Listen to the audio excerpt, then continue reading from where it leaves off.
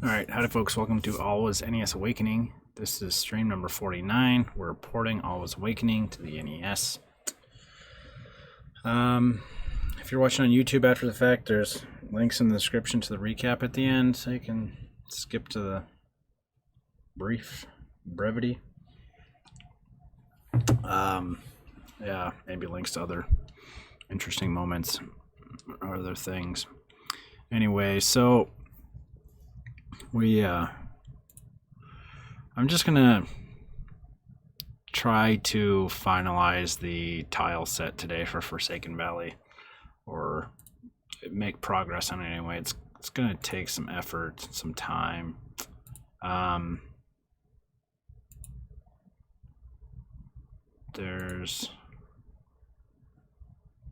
see.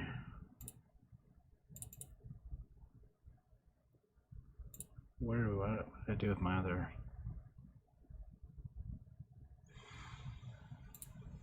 files? Nope. Oh, here we go. So world.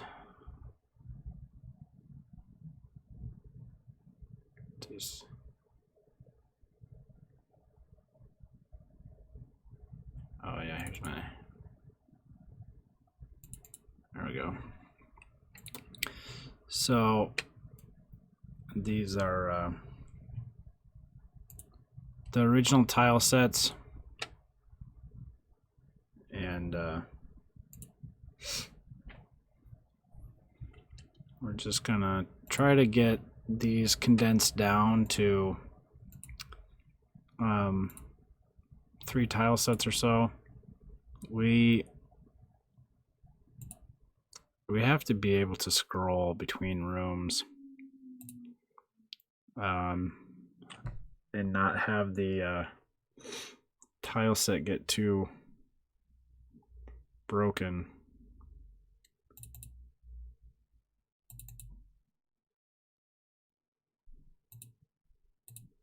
Bring up the world map here. Nope.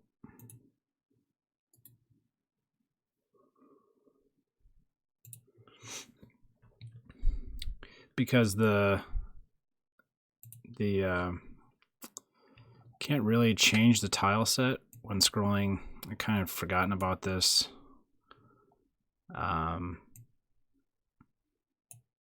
Last stream, like, so as Zoe walks from this room over to this room, and the room scrolls, the tile set, while it can change, like there's going to be it'll be abrupt change, especially if the tiles are dissimilar. So try to minimize that. We have 4 tile sets total with the mapper I've chosen using CHRM. But we're using 1 tile set for the heads-up display, and so we have 3 other tile sets. I might try to make it so that you have to scroll from tile set 0 to 1 to 2, but you don't have to scroll from 0 to 2. Maybe we'll do something like that. Anyway, yeah. So that's what we're doing. Hopefully we don't have too much issues with the stream this week with the my uploads. But yeah, so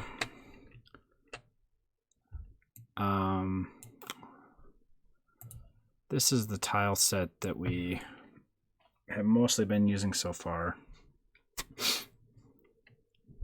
I think I'm going to, we need to be able to scroll with both of these ladders.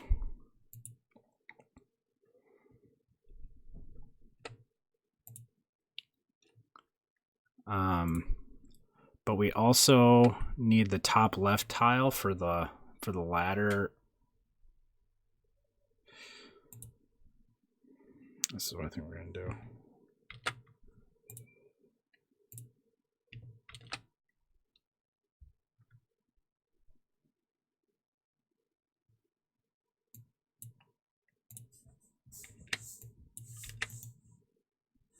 is this?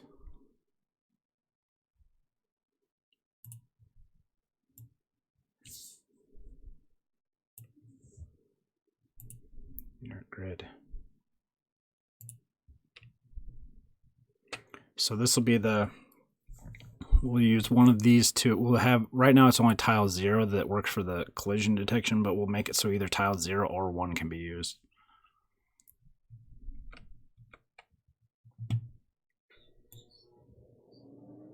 I think we're only going to have the ladders bent in one direction.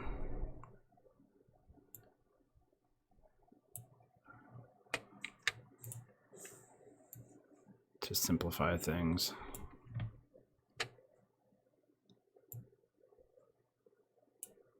So let's move these over.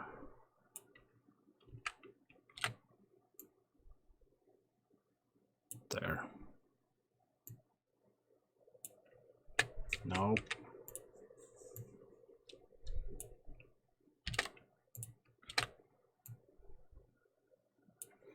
Okay. So we've got a bent ladder, but then we need these two.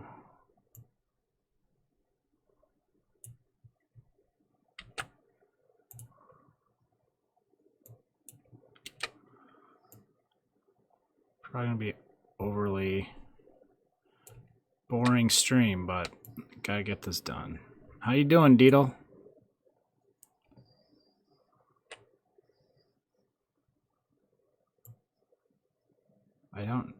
This is my ladder here, or my well. I don't really need all of these things in the top row. It's just pieces which can be used in the top left corner. So in reality, these ladder pieces, like this right side of the ladder, wouldn't have to be in the top row, and we could use our tiled auto mapping to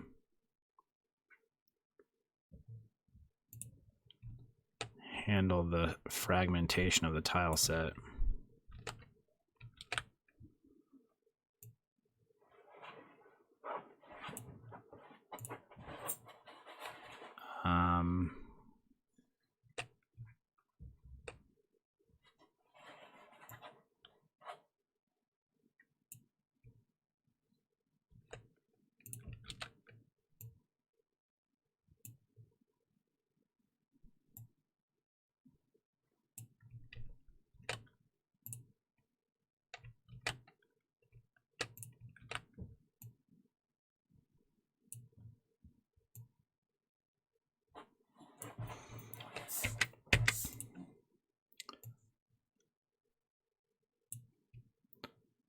Going to a game jam this weekend. Already dropping frames. Make an NES game for the down in Twin Cities or Minneapolis. Some folks reached out to me on Twitter and convinced me to go. I've got something I wanted to do for a long time, but I don't think I ever commit myself like doing it in person in group with other people. Like, I think I have better chances for success than being at home just being like, we get a couple hours and I'm like, the hell with this. It would be fun to live stream a game jam or something like that, though, I guess. Okay, so I think these are all the ladder pieces we want. Let's save and export.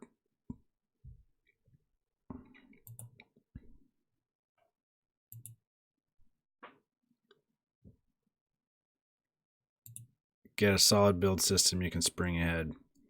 Yeah. We're going to be using CC65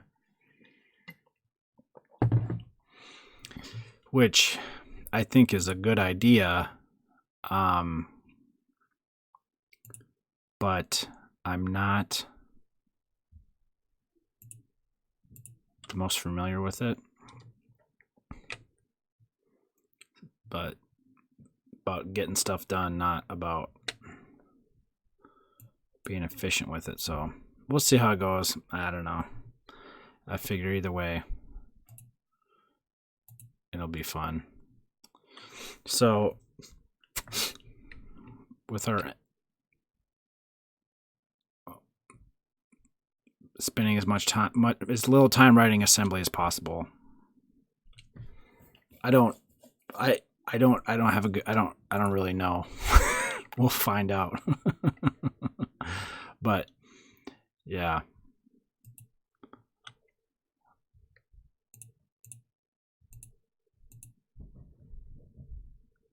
Try to move fast and break things. So we need with our engineering tile set here, we need, oh wait, this doesn't look right. Where did these guys go to?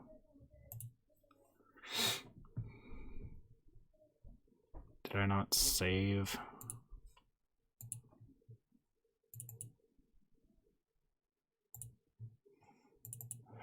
I need to clean up my folders. I've been trying to keep them straight.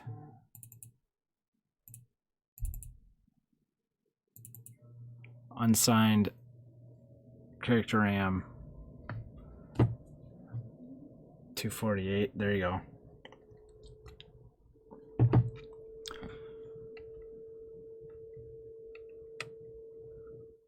This, it doesn't have them. They're missing.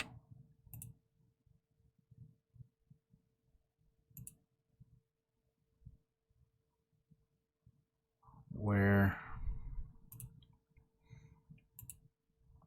They're right here. Edit this tile set. Oh, they're not actually in the tile set. Duh. Okay, never mind. So we need like the zigzag version of this ladder, because they're going to be both available at the same time.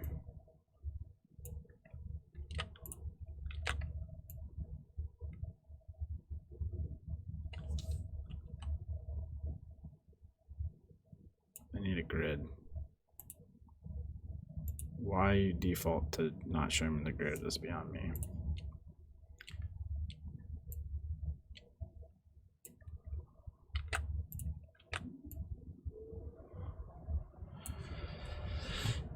So make these zigzaggy. So the top one goes up to the right.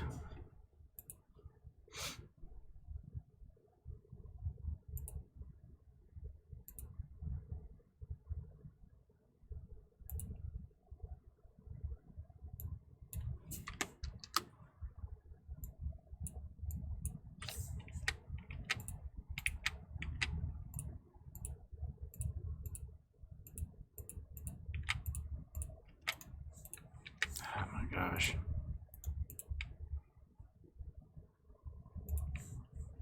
I should probably give up on GIMP.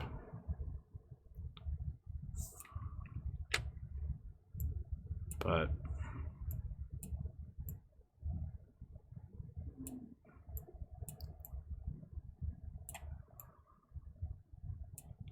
gets job done.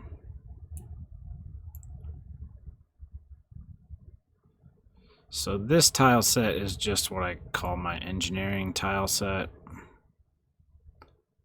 That we can draw the rooms and then point to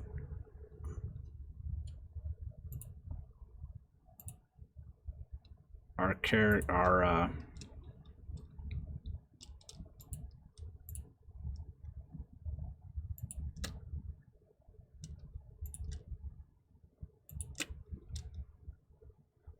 something like that.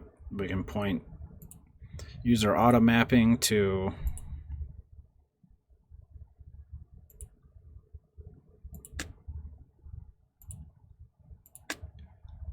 take care of the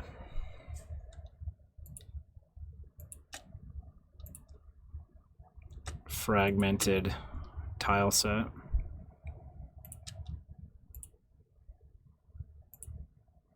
As far as the NES goes.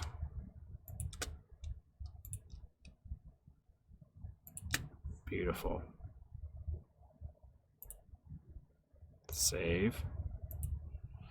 Just having a lot of problems with this last time. Export.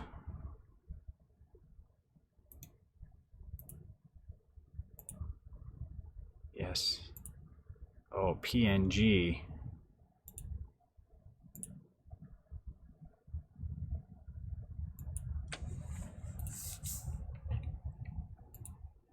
Okay, there's our zigzaggy. We got, let's go to tile 0.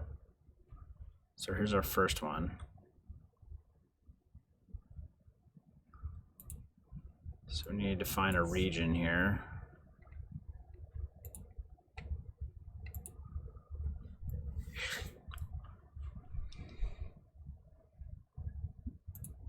Our input layer is going to be this, and then our output layer, let's just erase this because it's all broken. Okay, so these are going to be the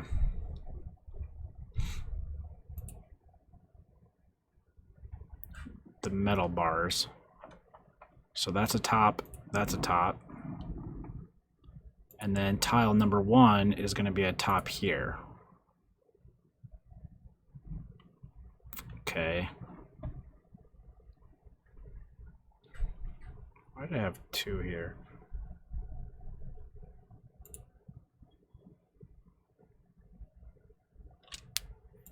Oh, I don't know.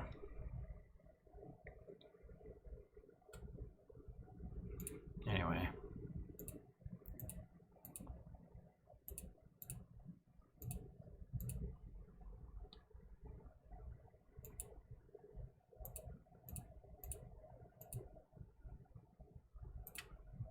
I don't know what this is for. Let's just erase it.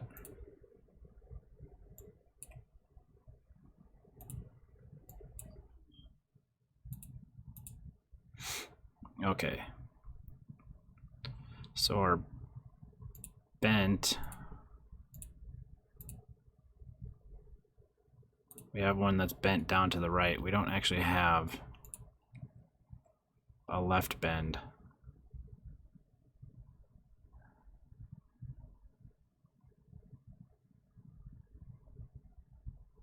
But I have it in my tile set. But I don't want to use it. I don't know, let's just leave it for now.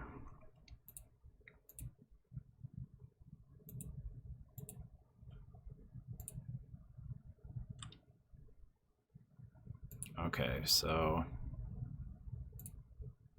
like that.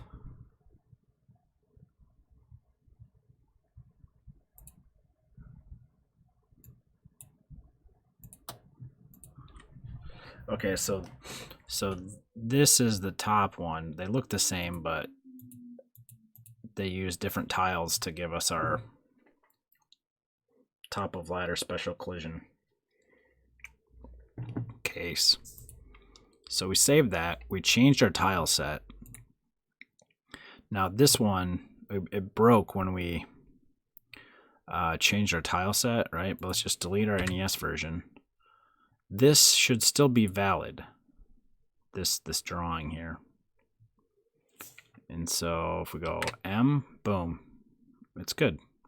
So it makes it relatively about as easy as I think it's going to get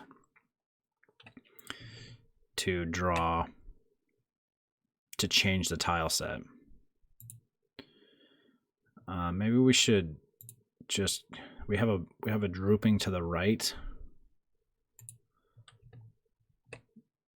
So maybe we should gray out our drooping to the left or something so that we are less likely to, we don't really want it. Let's do this.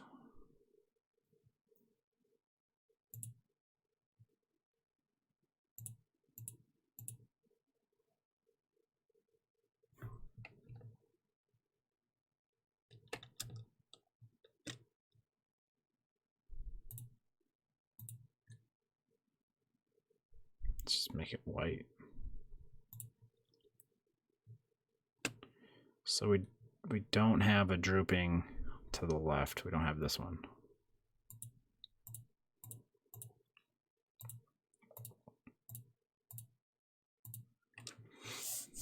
So don't use that one for now. Save. If we just re-export,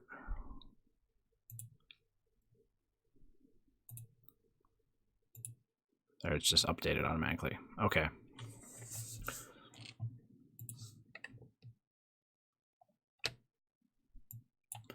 Now, I'm thinking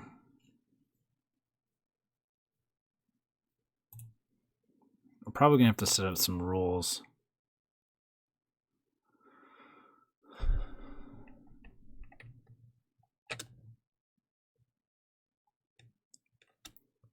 But so these dark mountains looks more like nighttime or something.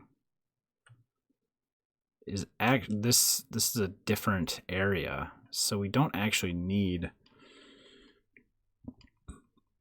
We don't have to scroll between these. And that's also where the buildings are. There is a building over here, but we'll just deal with that. So our main thing that we want to be able to support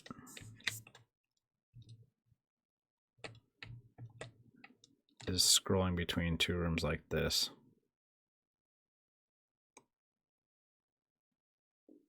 Now maybe we don't have to scroll between, maybe like this tile set with these. We got this one too, this. So if we have 3 main tile sets,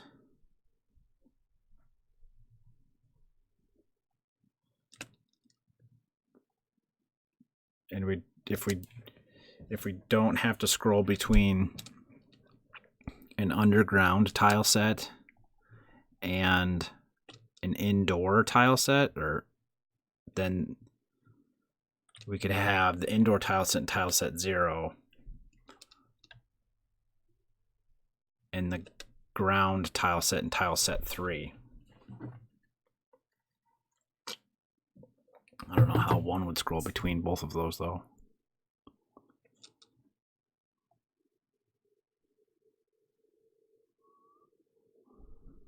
It made sense in my head at one point, but it doesn't make much sense now. Anyway.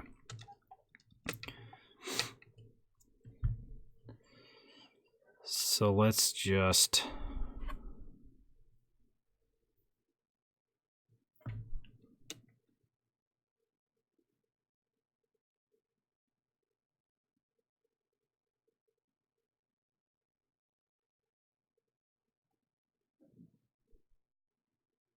if we had one tile set with both of these rooms in it,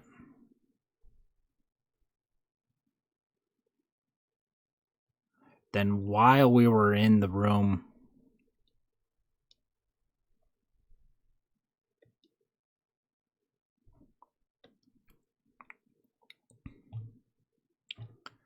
so I think this is basically this room. These rooms have to be in both tile sets. This would work with 2 different tile sets, and we could still have a third one, I guess, but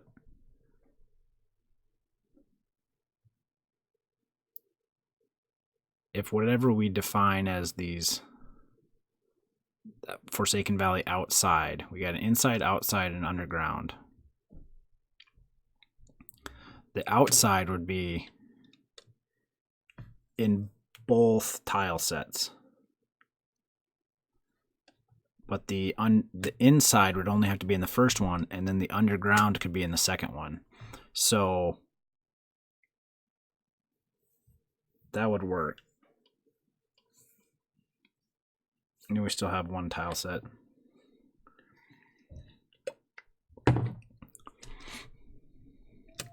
So we don't have to worry about putting underground and indoor in the same tile set.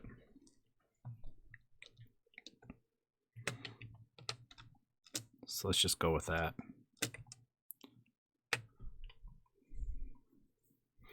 Maybe the third tile set is like the indoors, or I guess to some degree the third tile set is where we could be drawing buffering stuff into if we want to change stuff. I don't know.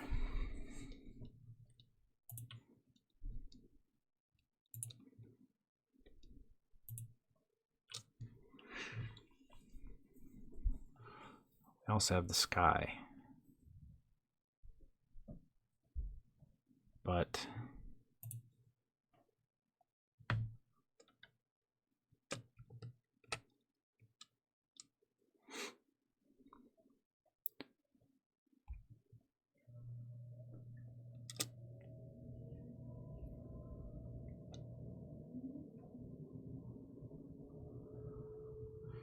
because these, we got dark clouds here and we got light clouds up here, and these are gonna have to be,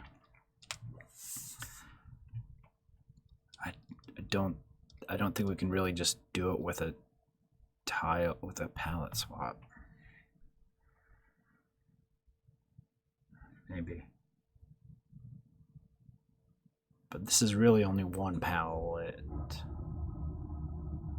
White, light blue, dark blue, and then background black. So this black from the clouds is going to come from the background, whereas here it's not. We're not going to change the background color. Yeah, so these have to be different tile sets.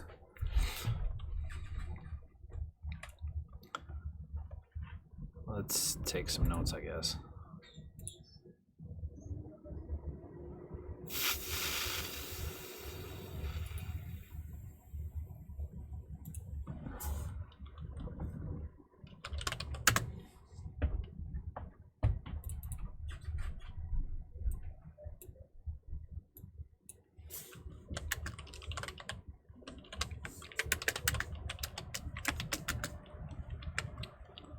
Has indoor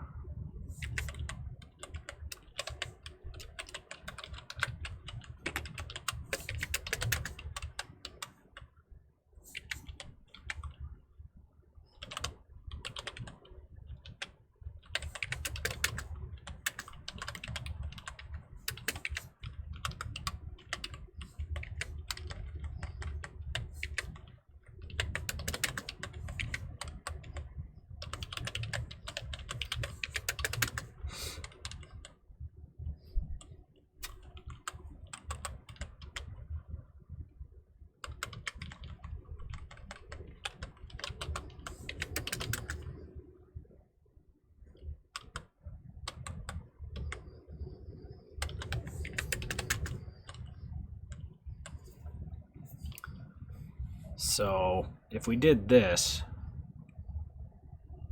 we have the indoor tile set, and from the indoor tile set we could scroll outside into dark area, and then when we're in a dark area we can scroll into a light area, and when we're in a light area we can scroll into an underground area. But you can't scroll from an indoor to an underground, because see, both of these things would change.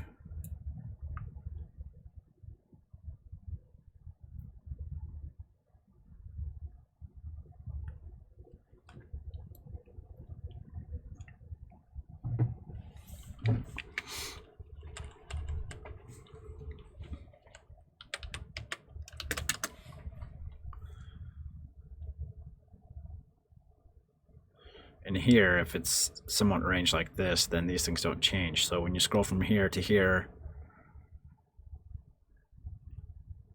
the outside dark is in like the bottom half or whatever, the lower portions of the tile set. You can make the switch and not see the difference. And then you can scroll into a room with this tile set, make the switch, and then scroll into a room with this tile set.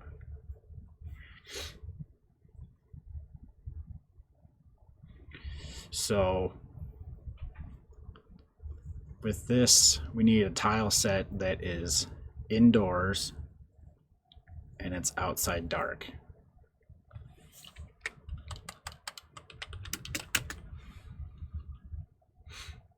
I guess to some degree we could,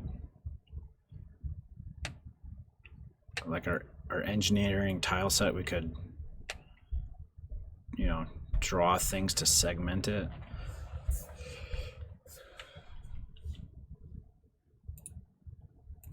To remind ourselves of our rules as we're drawing.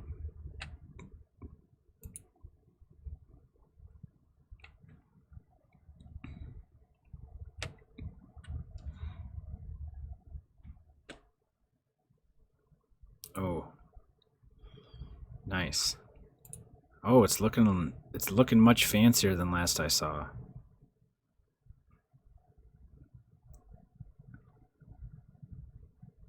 So your animation for your enemies is what we're talking about?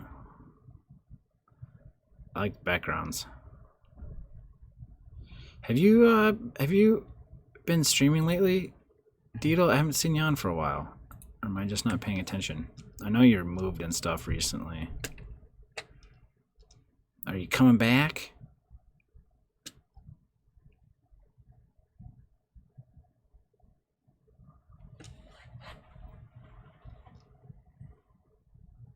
Water's got to be in there. Maybe water's part of underground. I don't know.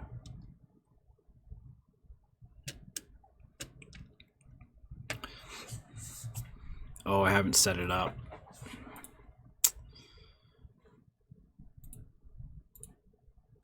I need to get my Monday streams going again, but been too busy with other work-related stuff. Okay. So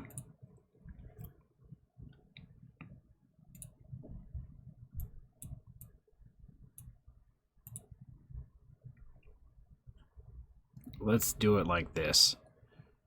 Let's put the indoor stuff towards the top of this first tile set.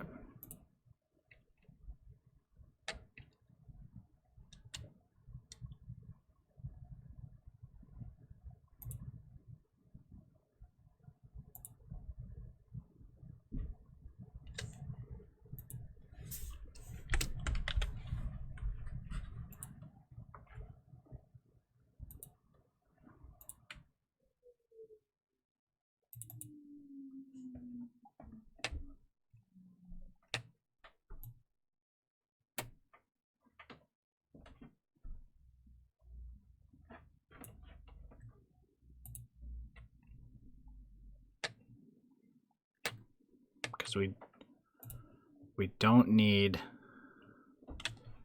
I guess this is really going to be like our tile set 1.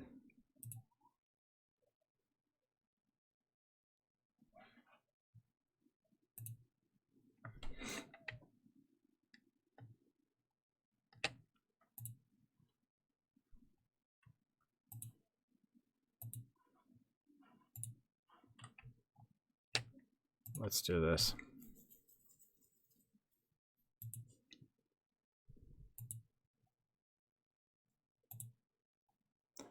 So this is going to have, replace it. Yep. Okay. Now we don't need the sky in this tile set, the light sky.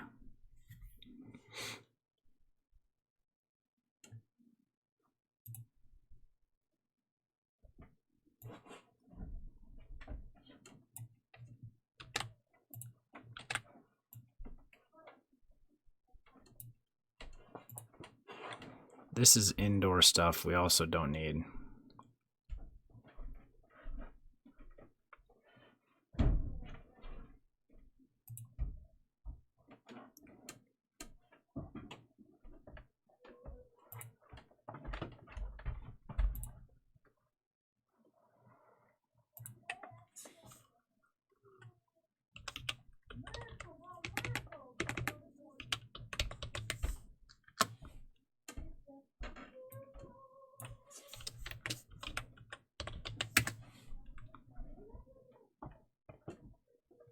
Okay, I saved a copy. So we don't need this.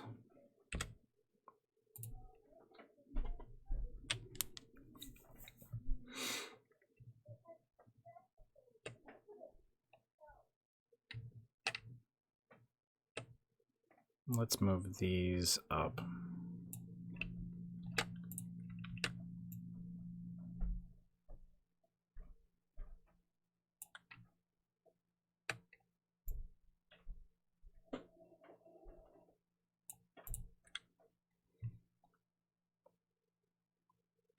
All right, so what else do we need?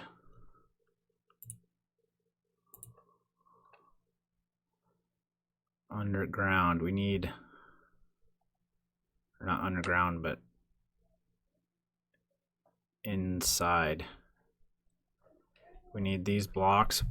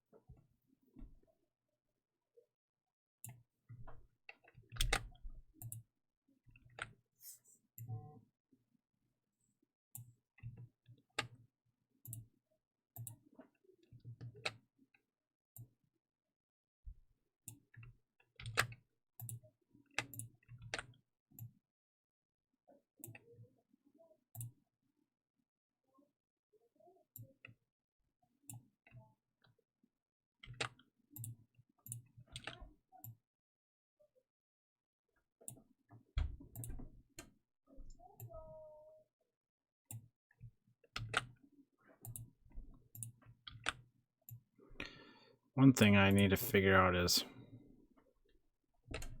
dealing with blank tiles. I should just have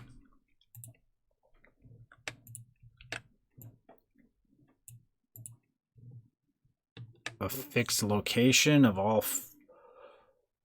all four palette indices, but part of the problem there is, I mean, I guess I should be able to just make them passable.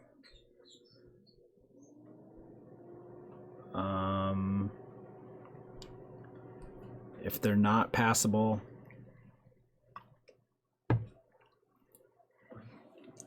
if like, for example, in the middle of this block, even if these are passable, make them all FF. Well, I need all of them though. 0, 0, 0, 1, 1, 0, and 1, 1.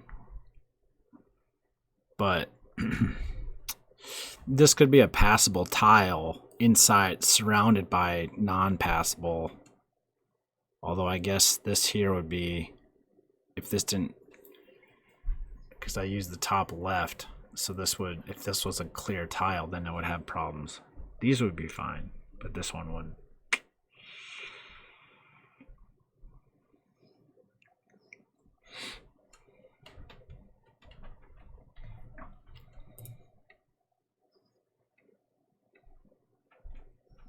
Anyway,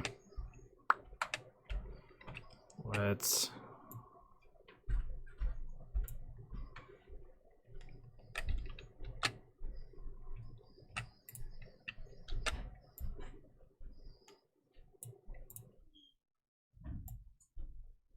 put these all in a row.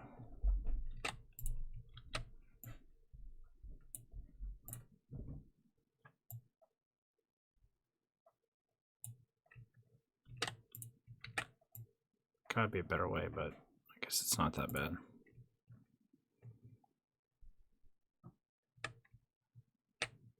We actually don't need these pokies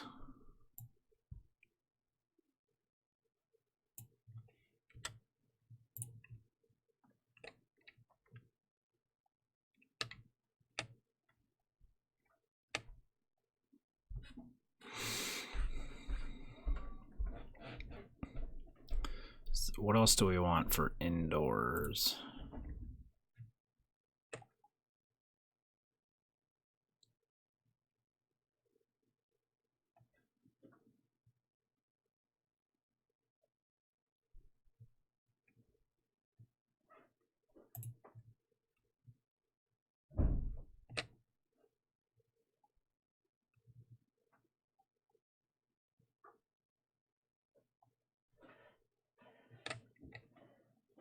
There's this wood, but we could do without that.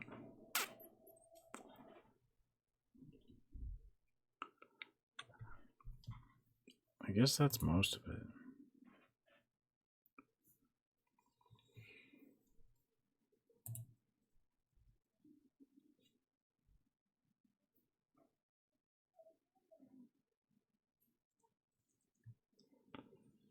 We have all of the ceiling and the studs, yeah.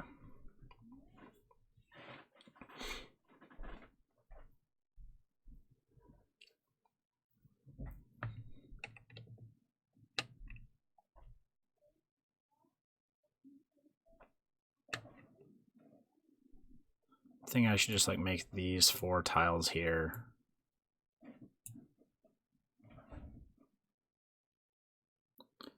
The different background palettes.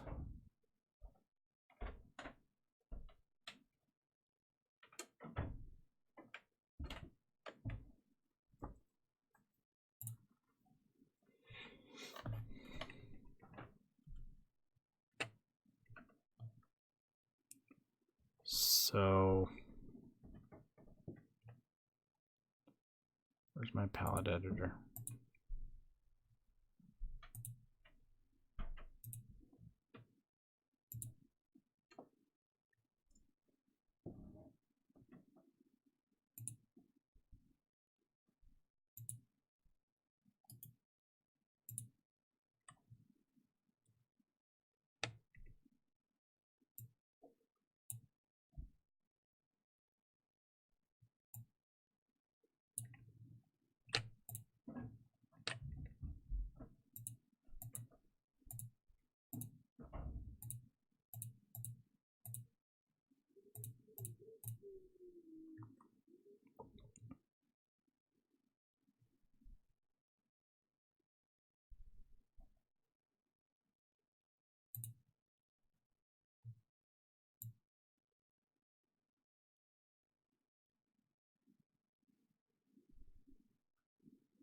I'll probably have to change. It's not going to look great in tiled, but I don't really care.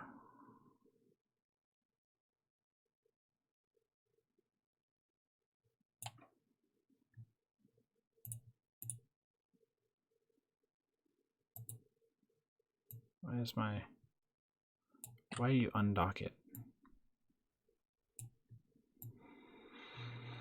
Oh, GIMP.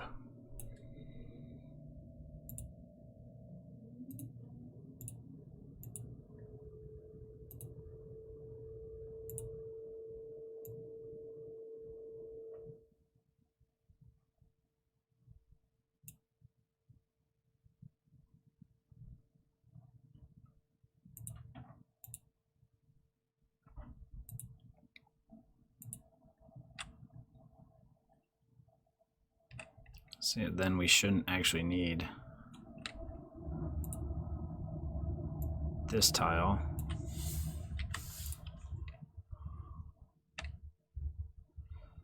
Also, well, I guess we kind of need this, but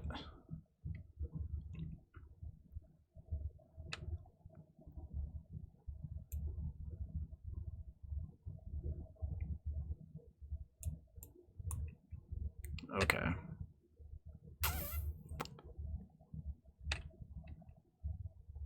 Oh, right here, this is the blank tile.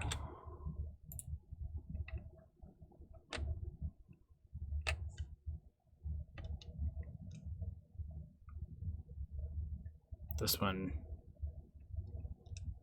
nearly may as well be. What if we did this?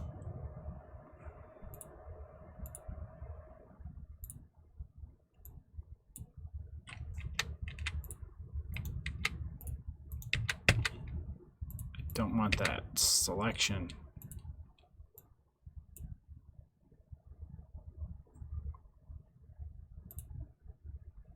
This is what it'll look like.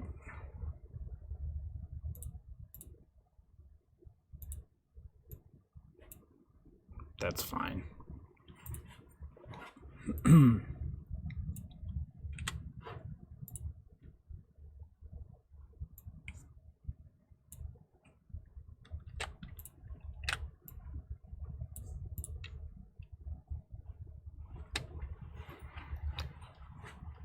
The other thing is maybe combine some of these, I don't know. We'll just leave it. Okay.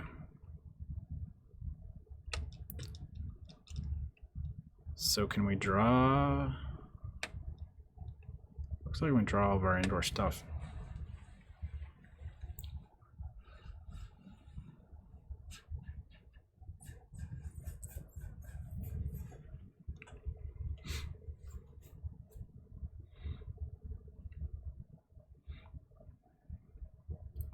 I guess we could do this.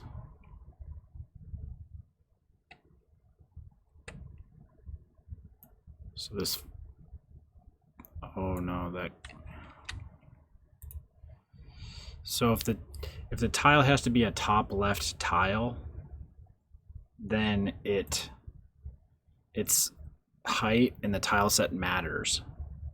But if it doesn't have to be a top left tile, then it doesn't matter. So like this block right here is always going to be a bottom. So we can actually throw this down here. And it won't matter. Same with this piece. So this is like where some of the fragmenting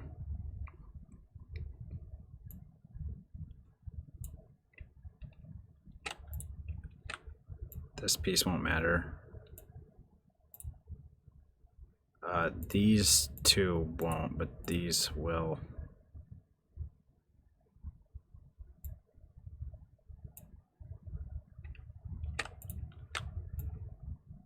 This one's supposed to go here. What is even? I don't know. They sure look a lot alike.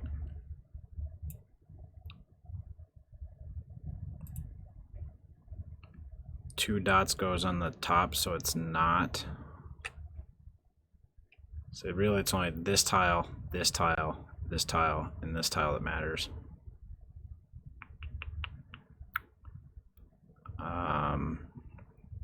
So the two dots doesn't matter.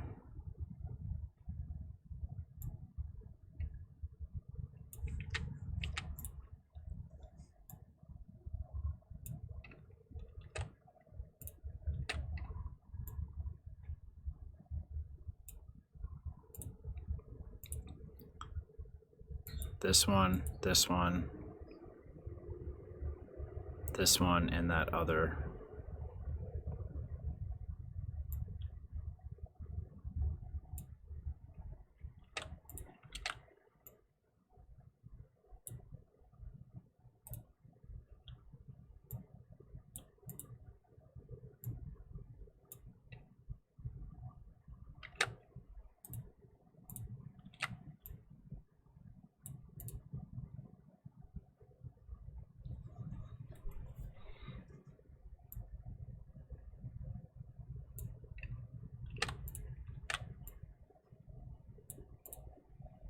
Okay.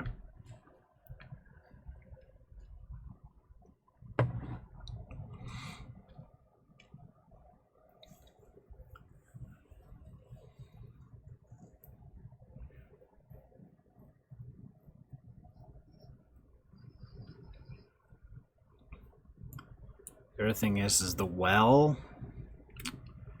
I actually need this tile and this tile, but not collision.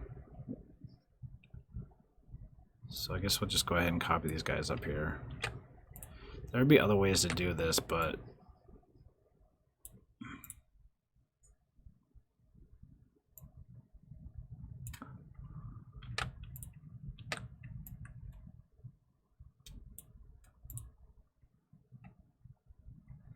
this works.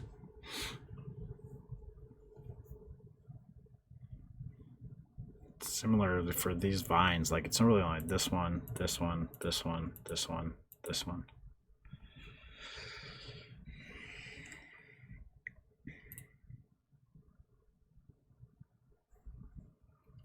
We may want it to where it's only the very bottom row that causes damage.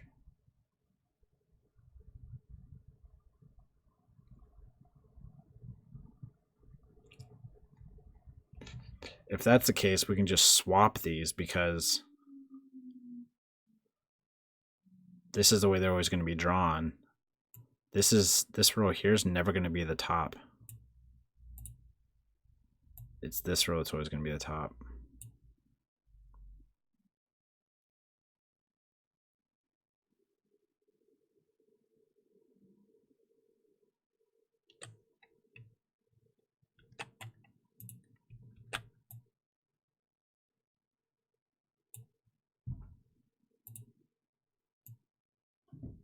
It's not going to be the most fun, but making these changes now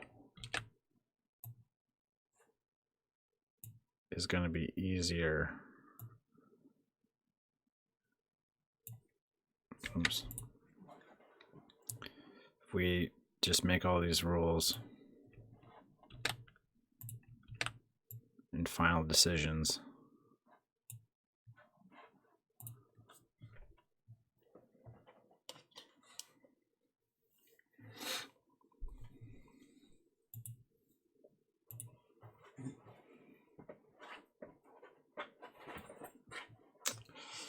Similarly, like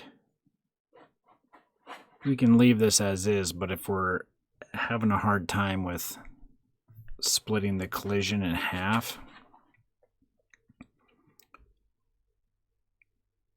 it's really only this top row and this one that matters.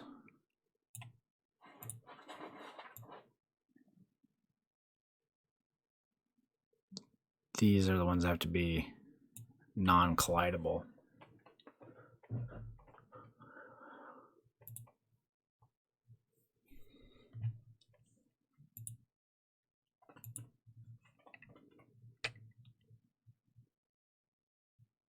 Or collidable.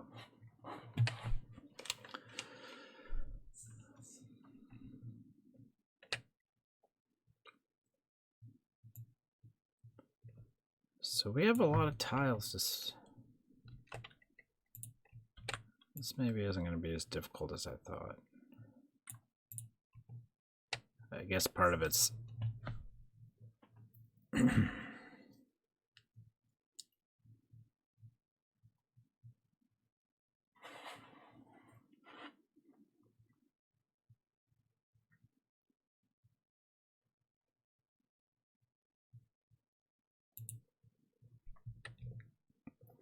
we could add these in there.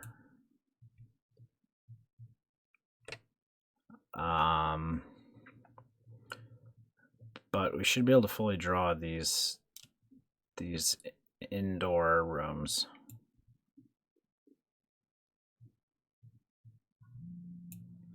We need dark clouds.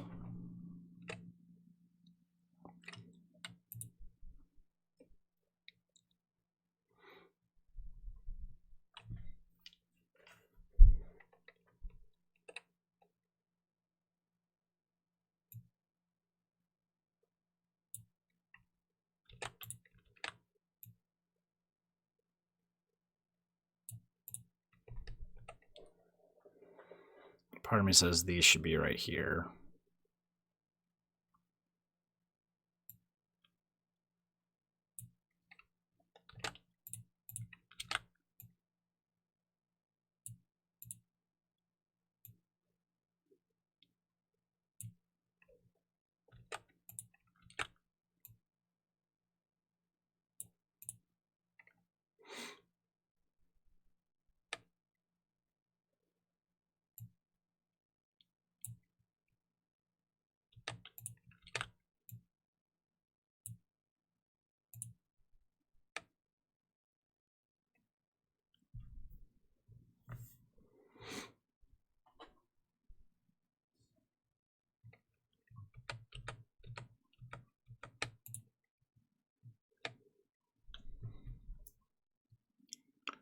Part of me says similar things should all be in a row, but like put these here, but then piecing that stuff together is not going to be easy. I don't see a whole lot of benefit. So I got rid of the clouds. But the reality is we need them. They can be dark. We need them a different palette.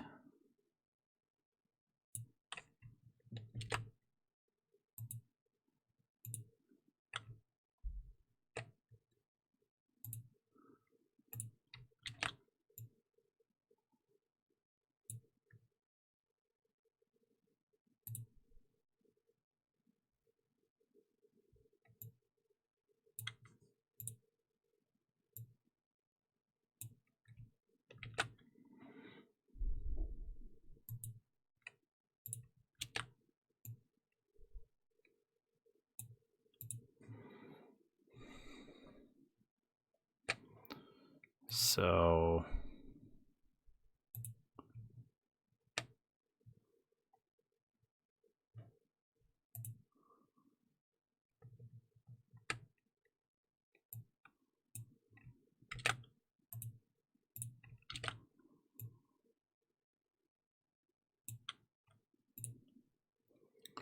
the dark spots need to be black.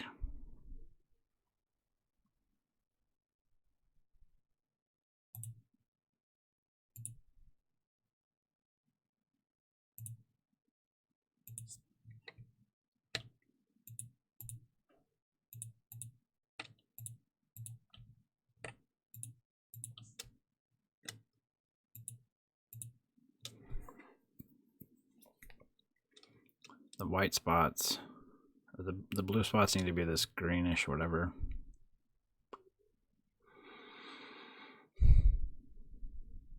I can never find these damn tools on here. Like, you strip all of the color from this user interface and it's hard to see.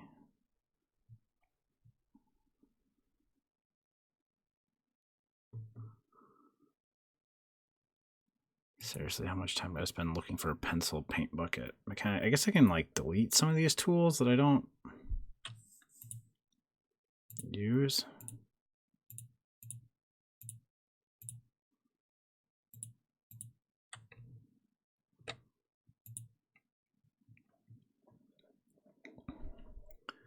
Okay, and then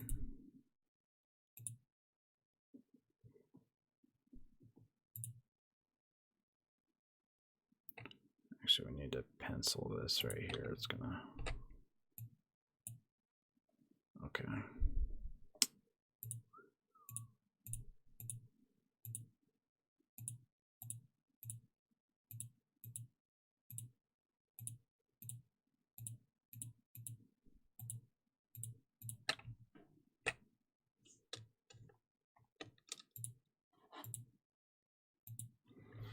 Okay, so those are our dark clouds.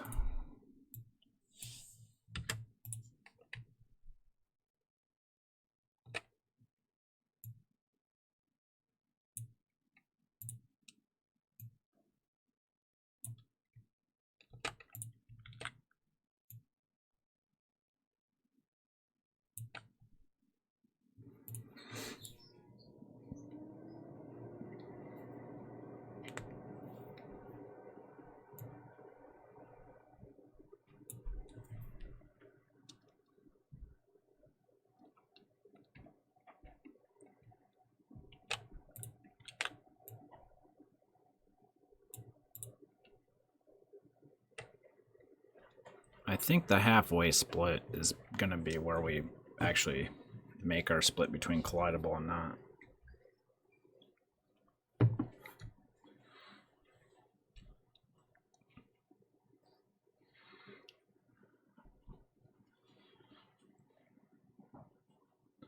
I lost my other pieces of the well.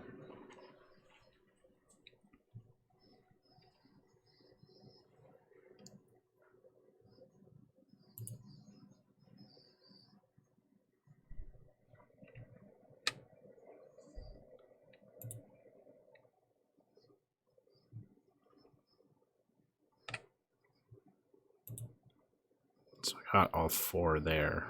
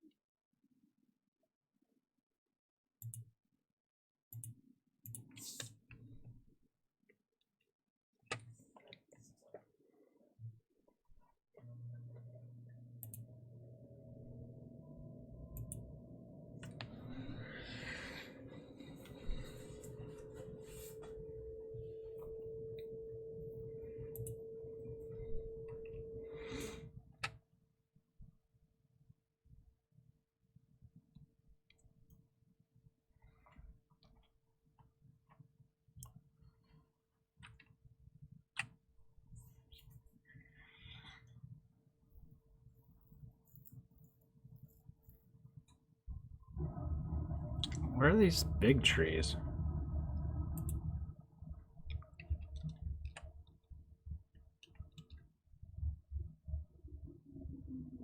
I don't know if they're actually used.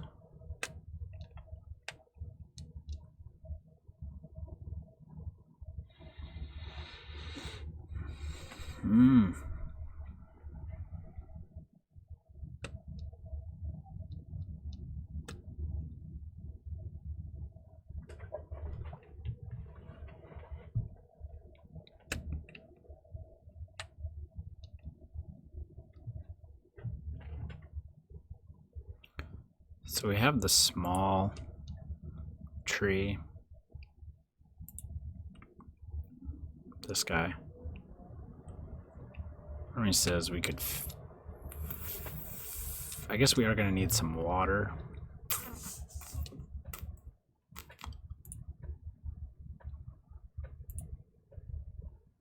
For like here. In here. To some degree, those are causing damage.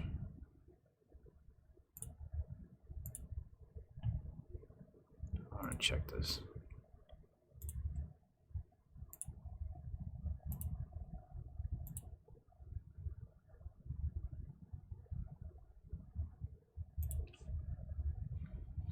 So we need some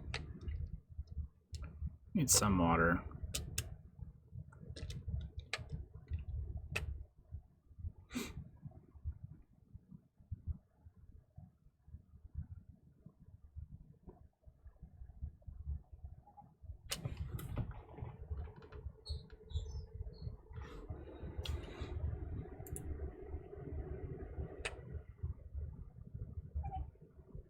Guess we're doing okay. Dropping about 1% of my frames though. Alright, so let's get some water.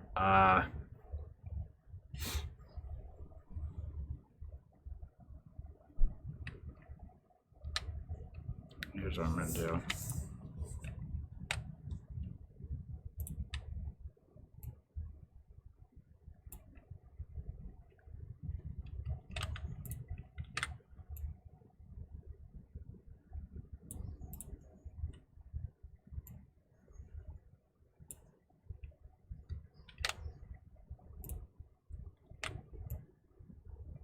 Planning on having only the bottom row damaging.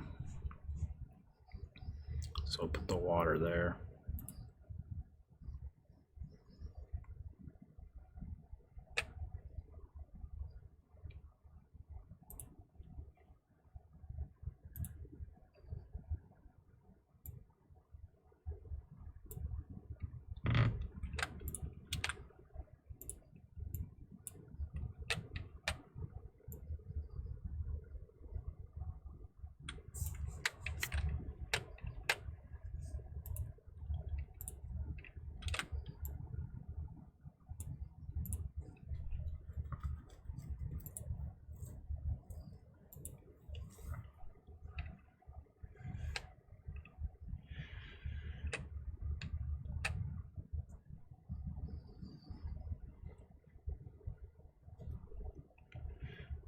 actually need this.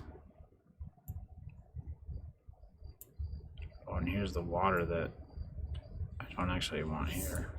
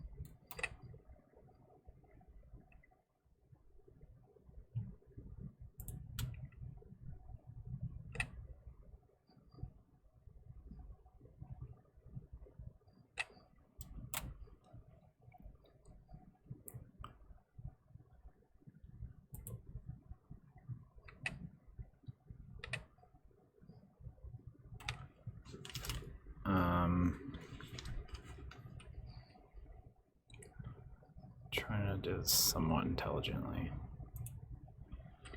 So these are gonna crumble. I thought there was a third animation of crumble. Oh, yeah, right here. There's quite a few. So we'll have these four.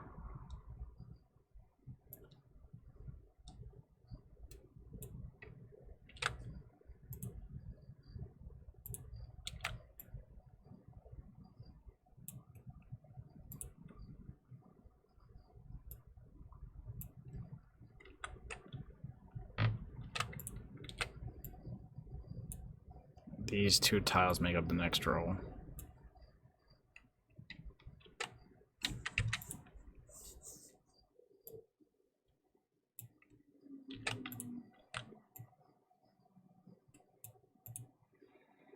And then we have 3 tiles to make up the next row.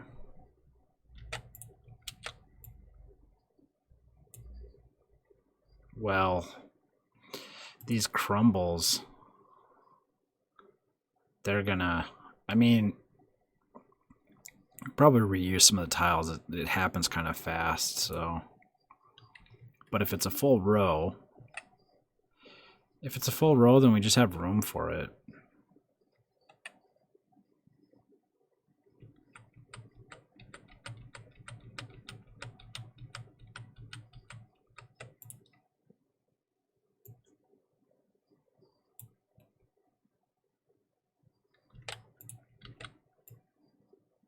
The heck with it.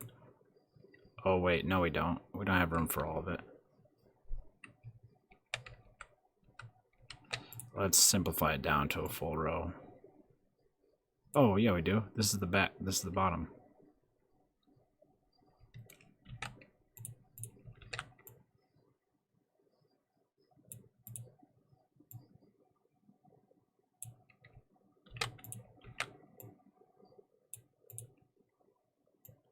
And then when we animate it, we'll just animate this row in CHRM. And we can do other pieces similarly. But let's move.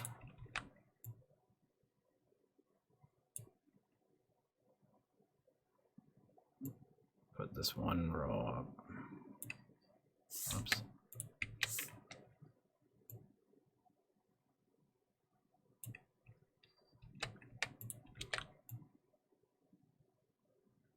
And that boundary row between the top and the bottom will be our animate row.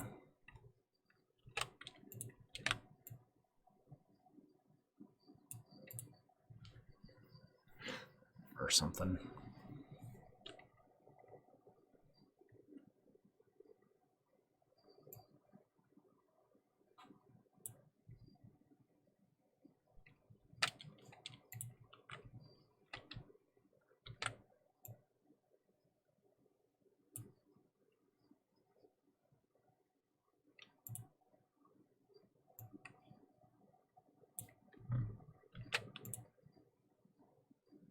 There's 6 here.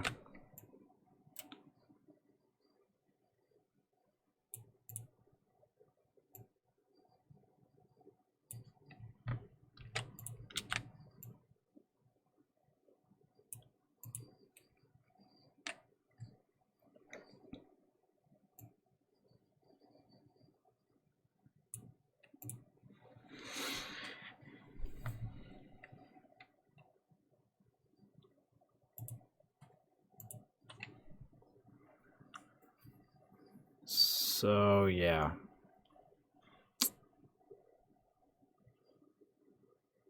I mean, to some degree, a tree could fit here.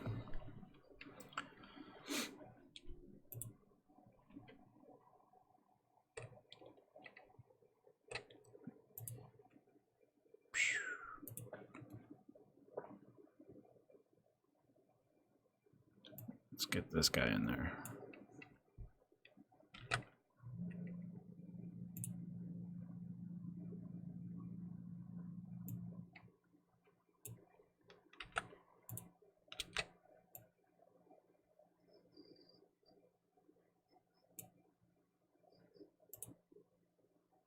Oh, I didn't get the whole thing.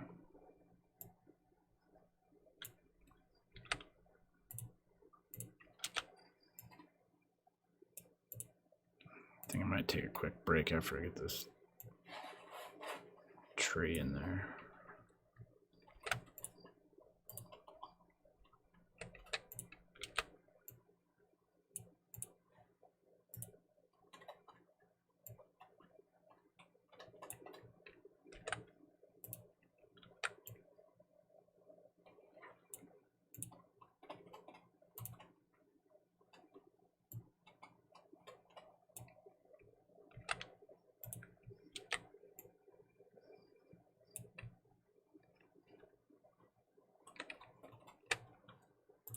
So that tree itself is about the same as clouds.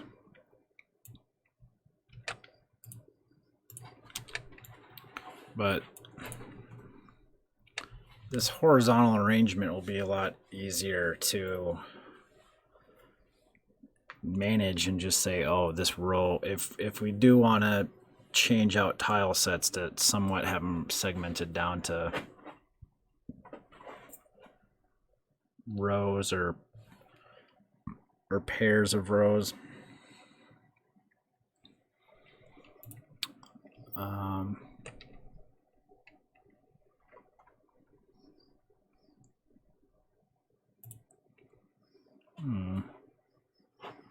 We could probably put our other ladder piece in there if we really wanted to.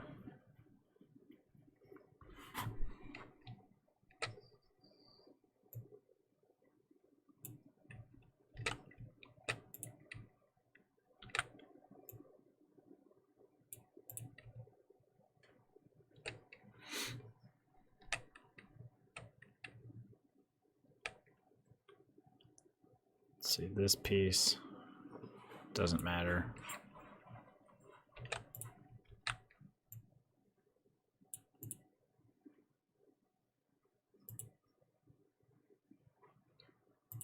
So that's a down to the right. How many times I'm going to take things in and out? Down to the left. So the left tile matters.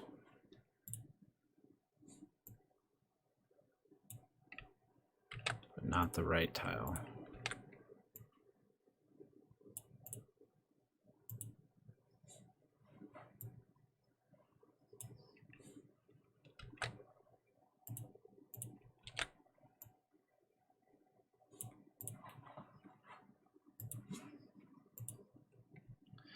All right, I'm gonna take a quick break.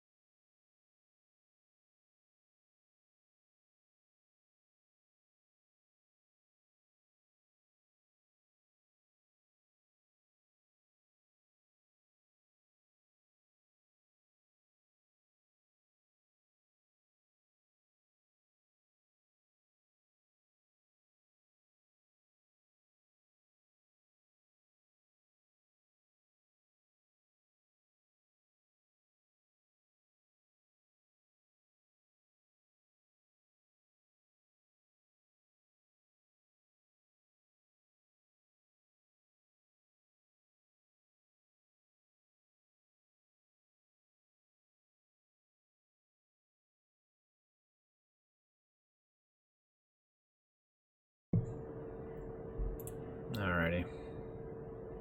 Archification. What's up?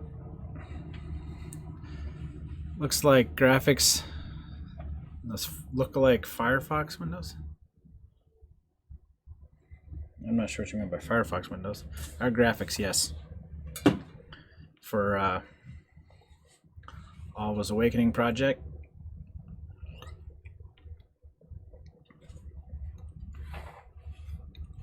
We're working on our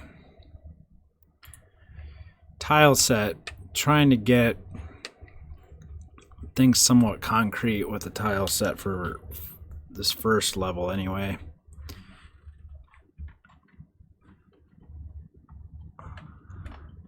Oh my, yeah, because it likes to, every little thing that I have, I've got things off screen here too. For my Twitch popped out and it makes a separate thing for every single one, but whatever. Yeah, so I think we're pretty close to being able to, we still have a little bit of space, but this tile set is meant to be indoors and outside where it's dark.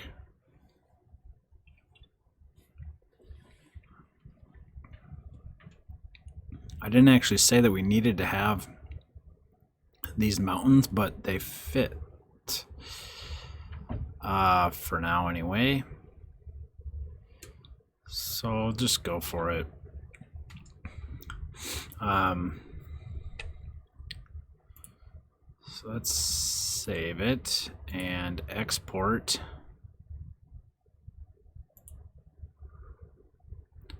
Now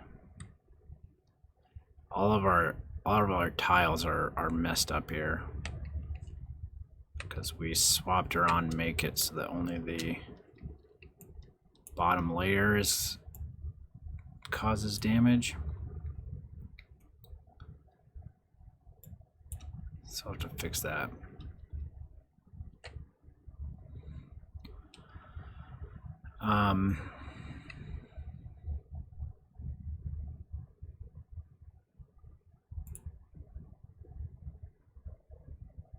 These ones look good for reference. Probably gonna be easier to erase it.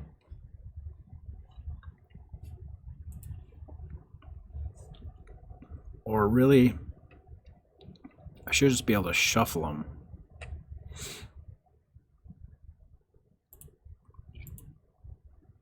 Witcher 3, going with your mate. What? You must be thinking of someone else. I haven't played Witcher 3 in a few years.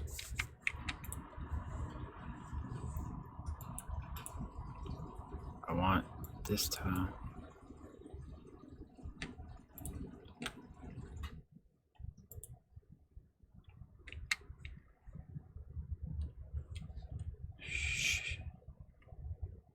R, or you're probably trying to type in different chat. That's my guess.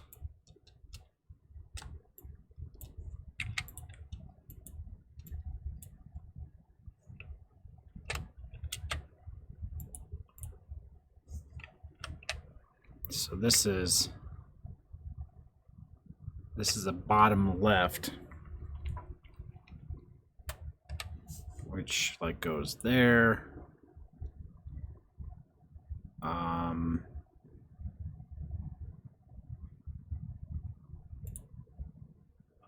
Bottom left.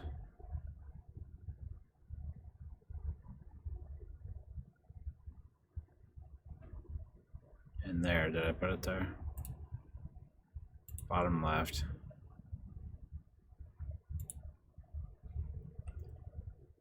And then here, which I did. Okay.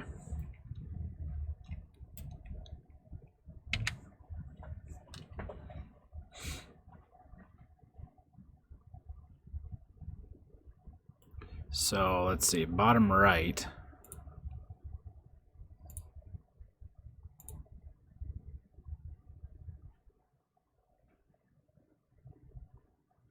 Goes there.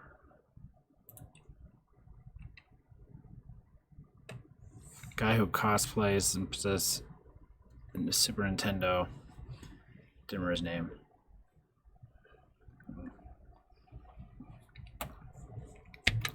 No worries. Yeah, not me.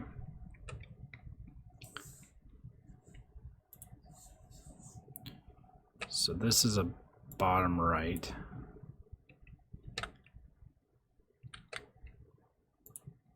It goes there. What is it? P? Oh, R.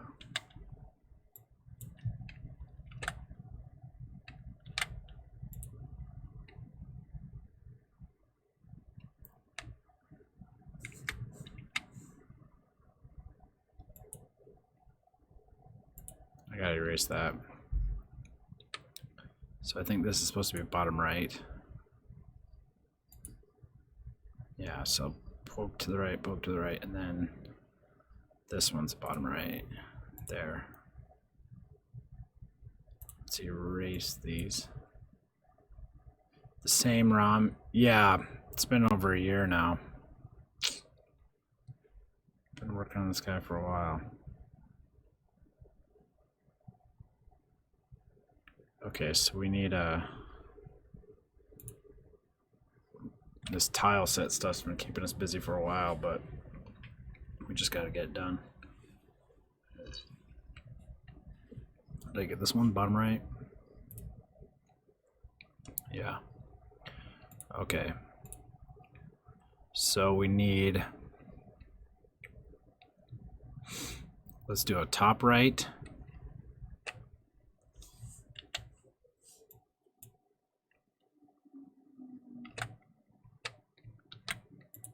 Goes there.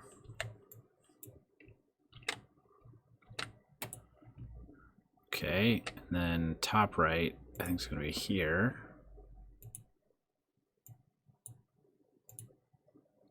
And then here. Okay, those are our top rights.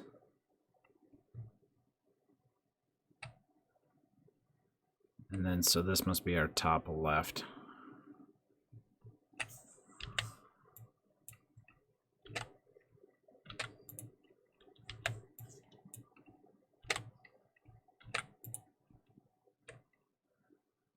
There and there. It's taken me forever too. Been good drawing anything to save my life. Well, and I'm not even really drawing. I'm just copy pasting. I do have assembly down though.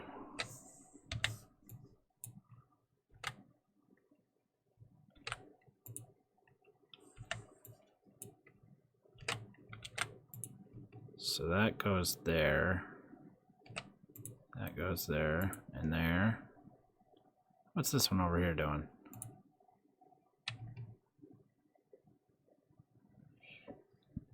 I don't think I'm actually using that. I think that was me tinkering around with search order. It's interesting, this vertical piece actually looks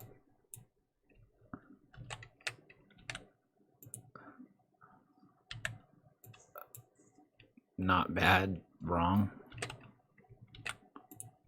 Okay, there. There. Look at that. It's like, it's almost like you get some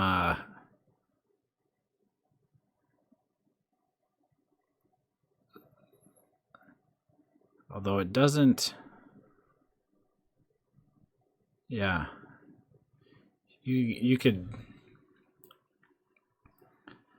get some non-repetitiveness by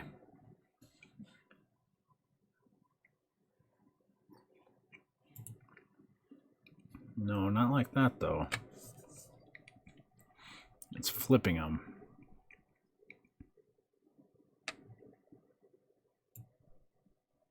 Anyway, so do we get them all fixed now? Let's erase this. I don't think we're using this.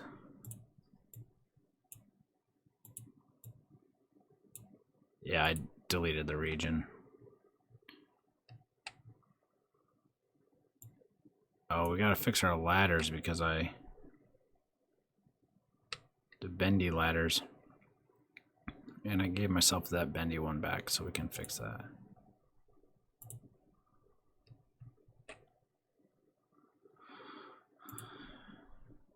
I need to stop changing my mind. It would probably speed things along a bit.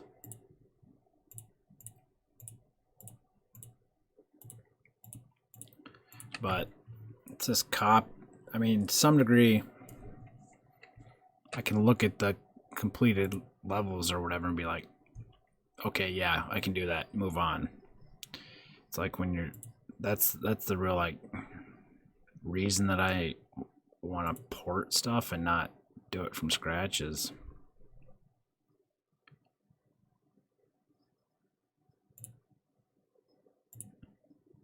whoops.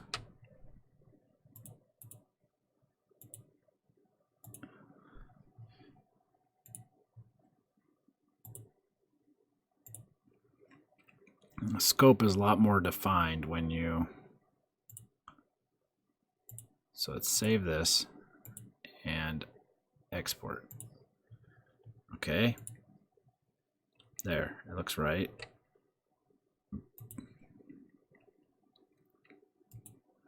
Looks right. Okay, okay. So this is saggy down to the right. Oh, I'm drawing on the wrong layer.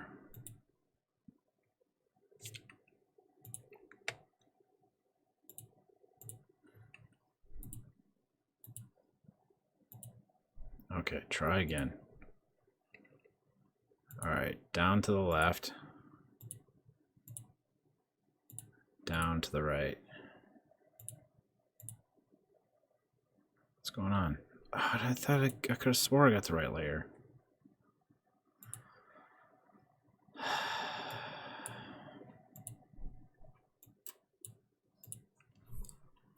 Try again. Output layer. Forsaken Valley tile set.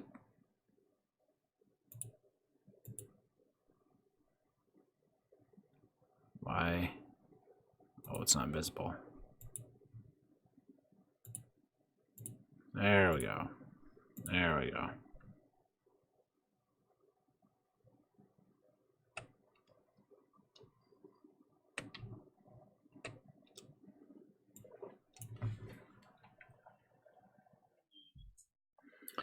Forever chain your mind trap.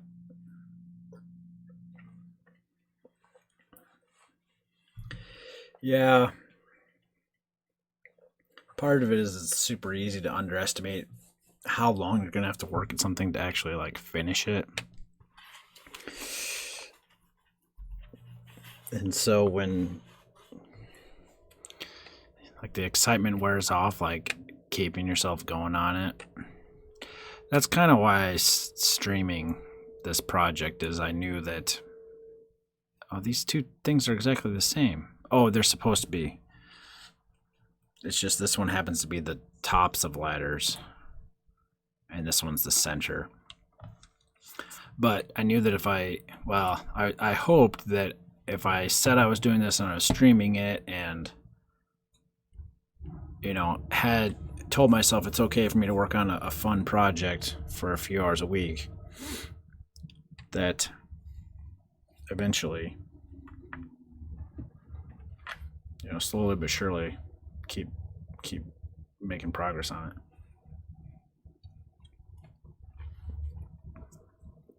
And it's been working. But still got a long ways to go. All right. Let's save this tile set or this automap. Streaming helps, yeah. Yeah, commitment device. All right. Okay, that looks good. Now we can draw.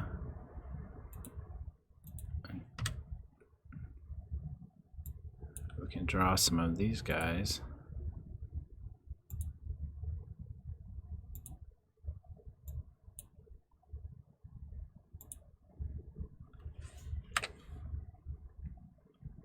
Oh, that didn't work.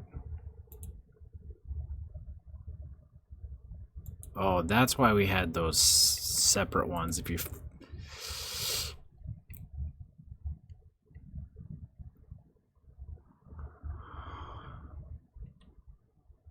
what? Oh, I have two different of these squares. Okay.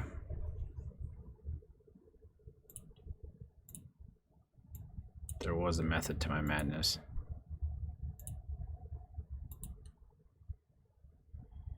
All right, so a top piece, a bottom piece, and then it's all going to output to the same.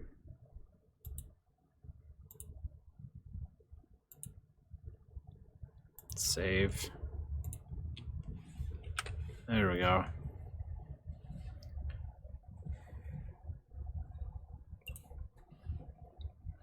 So we need some like drywall joists.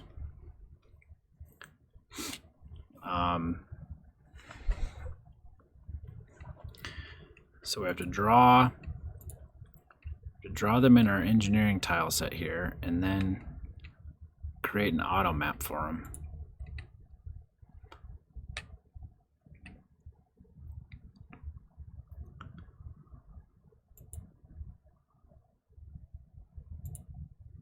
So our tile set What have we got? I don't have any vertical pieces here. I need a vertical piece. Missing that. Move this rock out of here.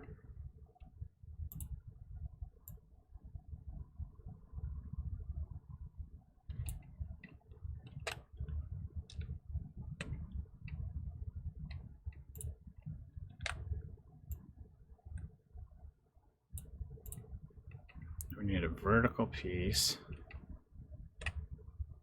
a vertical stud here.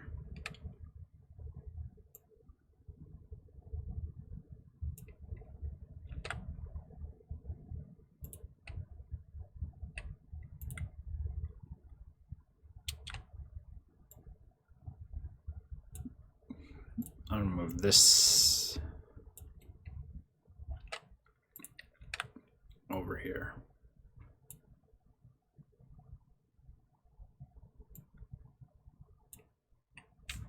No, stop it.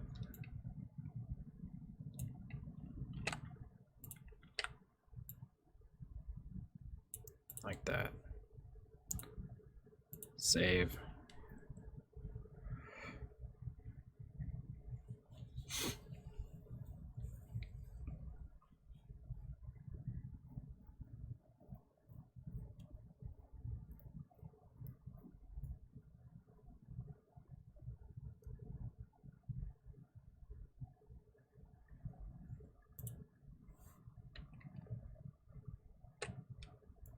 These are the pieces I took. There's also these.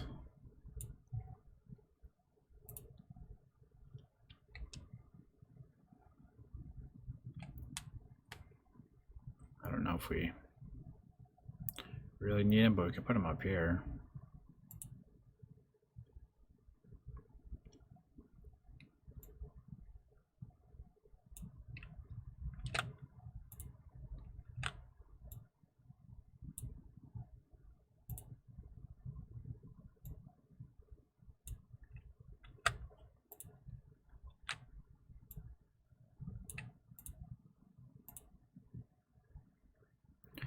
There's this one, but that tile technically doesn't show up. I don't think.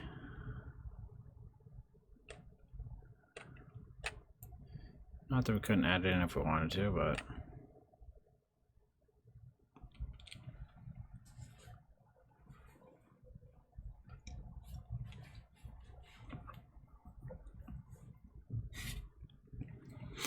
okay.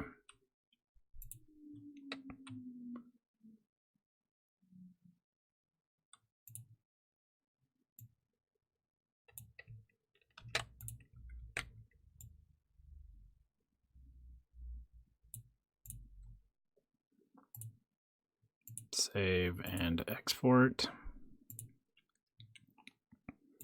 seamlessly. There we go. Look at that. It just happens. It's working. Tiled is finally, I'm finally figuring out. Okay. We need joists. Really, it's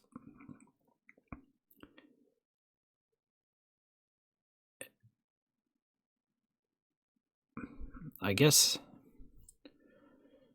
the way we're gonna draw this is it's just gonna be like one tile that I'm gonna paint with.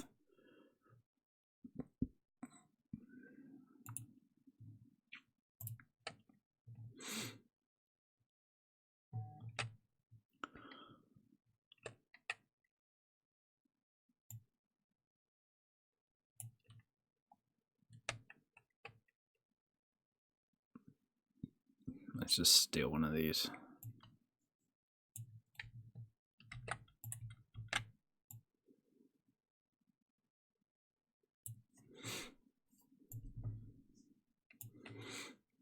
Okay, so I'm just gonna make this.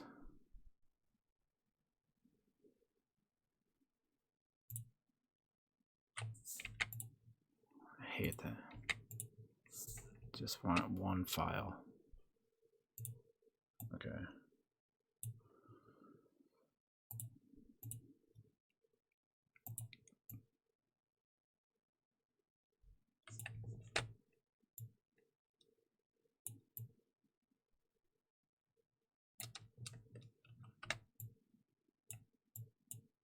I guess if I left it just that selection, then I wouldn't have that issue.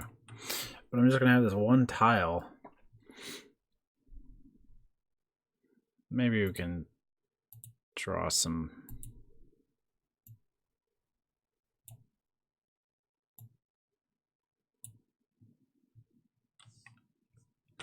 No, let's leave it. All right, save. Export. Now, when we draw this guy,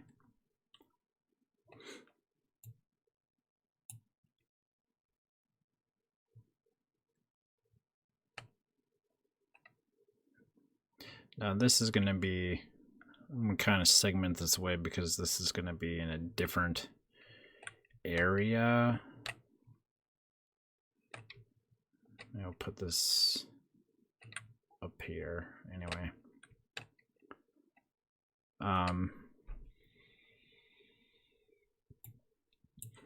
So we need a, when we have 3, oops, that's wrong stuff, but whatever. Okay, so there's our region definition. And what we're searching for is 3 in a row like this. So when we have 3 in a row like that, then what we're going to output is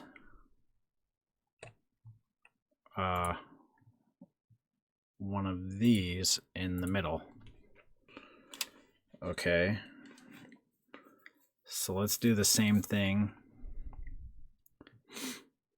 as a vertical search.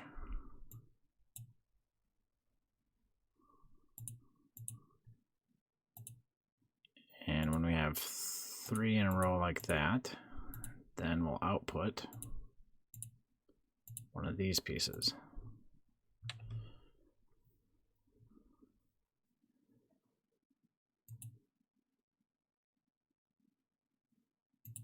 Oh, I need to erase. All right, save that.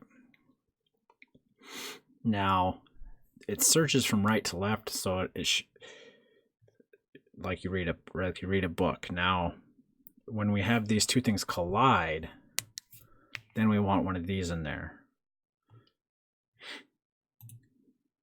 So let's define a region that looks like a cross. So these should hit first, and then where they cross, this will get overwritten with one of these. So that's this is the area that we search, our region. Select our input, 1, and when we have 4 that are crossed like that, then the output we're going to generate is one that looks like that. Okay, save that. Now let's give it a shot here. So we should be able to draw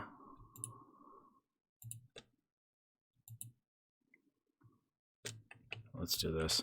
Let's make it at the bottom of a meta tile because it shouldn't really matter.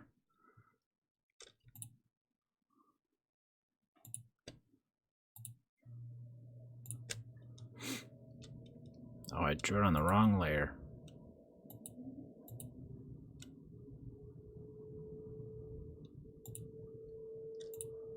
Just redraw it. Should always just delete the NES layer so you don't accidentally draw on it, because you don't draw that. Let me draw this.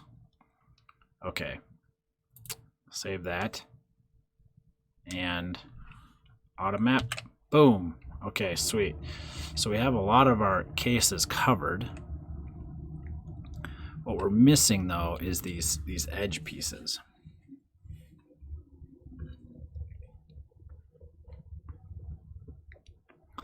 So here's how we're going to do that. We're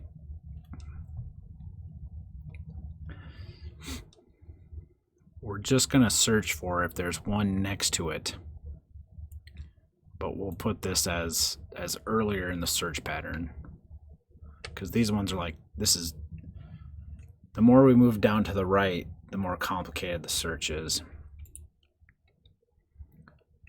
top left, the more, we're not sure, but this is our best guess. This is what we want. So I have 2 verticals.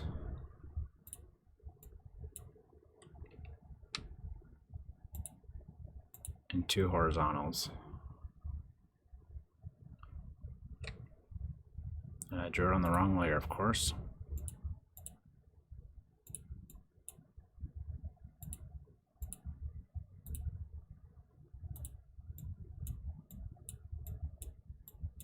Okay. Input, when we have boom, boom, boom, boom. Output.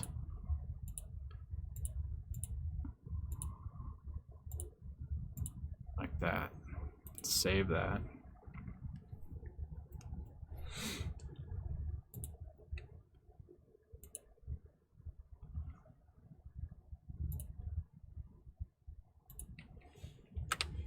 There we go. Oh, but look.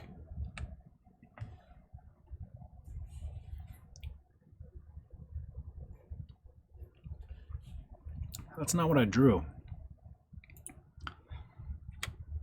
Oh, maybe I did draw that.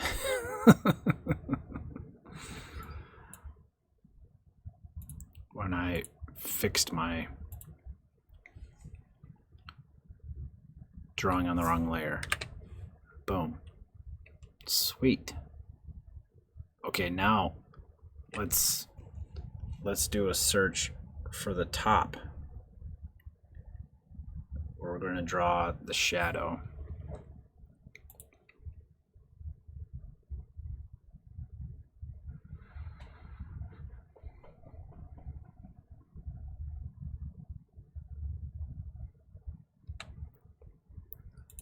In reality, that's what these would be.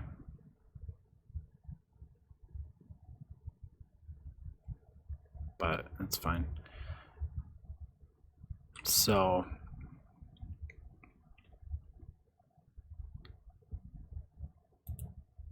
if we find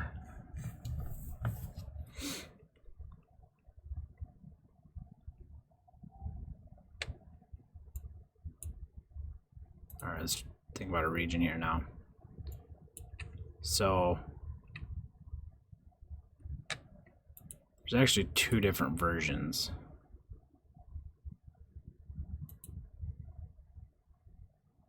So either you're going to have this tile or it's going to hit this tile.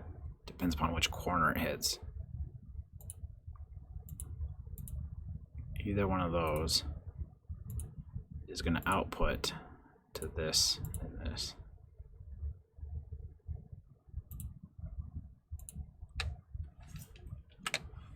There we go. Okay. Let's try.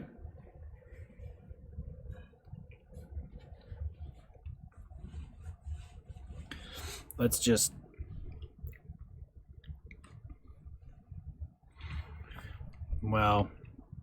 we need just like a black tile or something, I guess. Like we're just filling this in.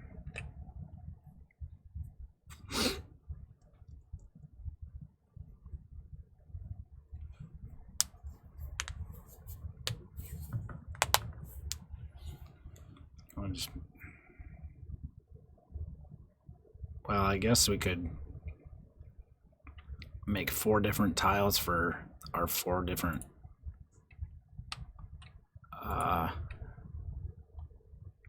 backgrounds. I don't know.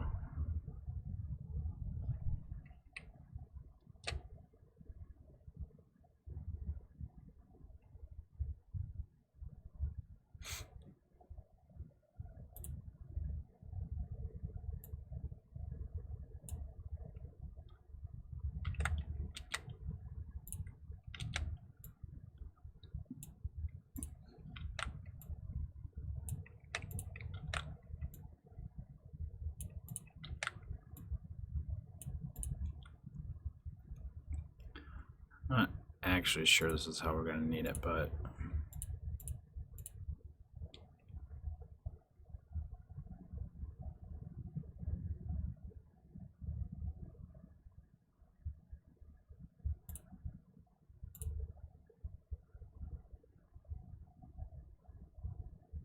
Paint bucket, where are you? There you are. Oh, why is it? It's like semi-transparent.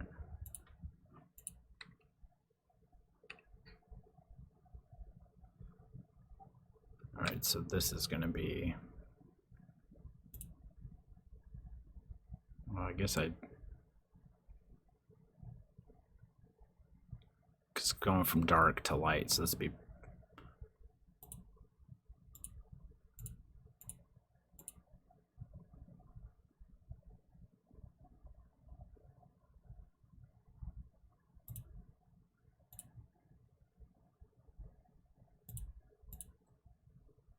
And this will be white.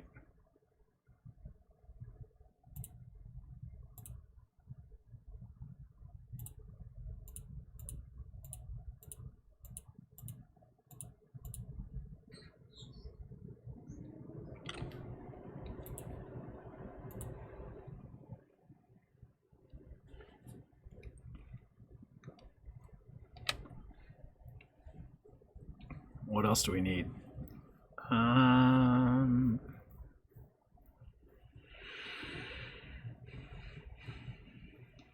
Maybe I want this to look more like wood.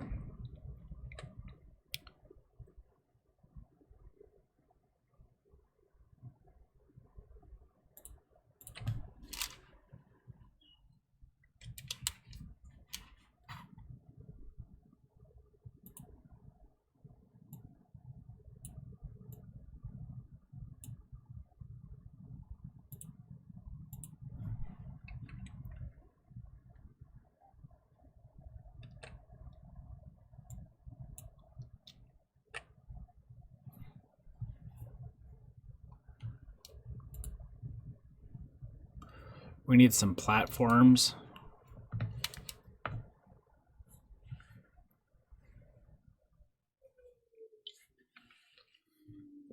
Hey D-Rux, how we doing?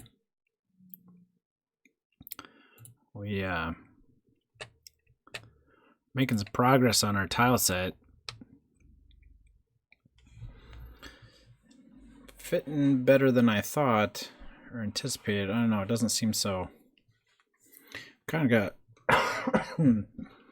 a plan here. So of our 3 tile sets, we're gonna have one that's indoor and outside dark, which is what we're working on right now. So that'll be for basically being able to scroll between these types of rooms. And then our next tile set will be outside dark and outside light. So that'll allow us to scroll between these rooms and these rooms. And then our last tile set will be outside light and underground. So that'll let us basically, this like might not be completely allowed, I don't know. But that'll let us scroll between rooms like this.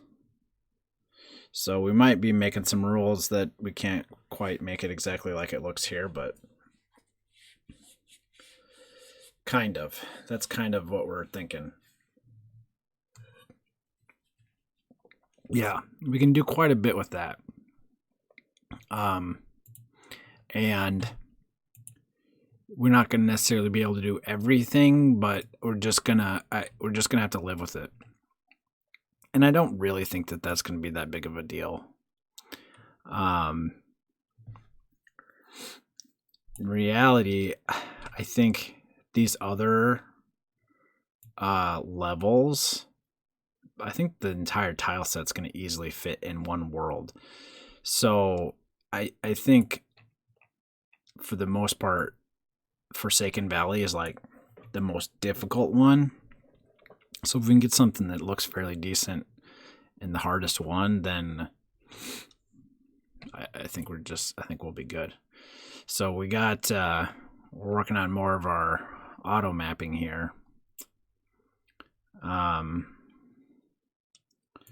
Let's see. So I was going to What do we, I think we're gonna, what more do we need for an engineering tile set here?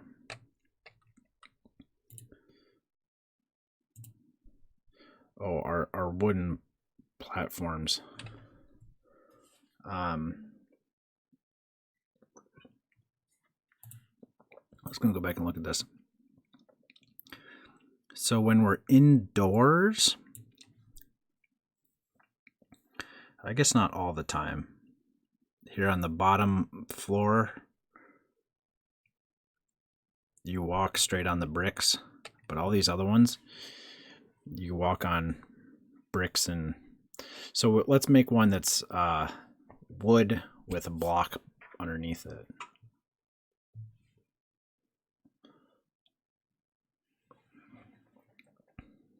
Yep. Pounding the barley sandwiches.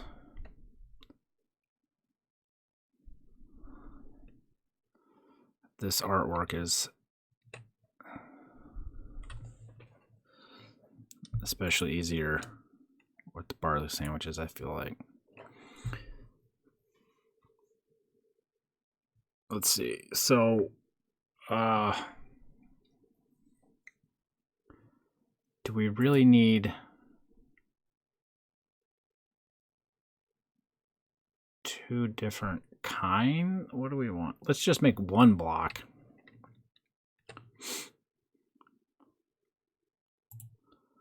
So it's going to look like this one.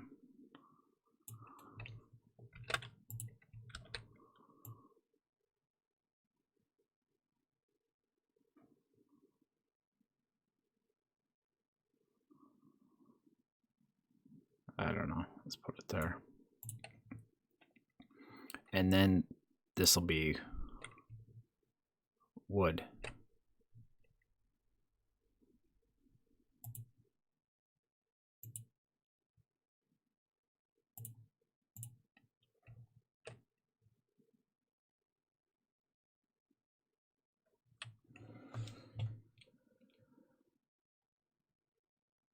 I spent a lot of time looking for these tools that I want in GIMP.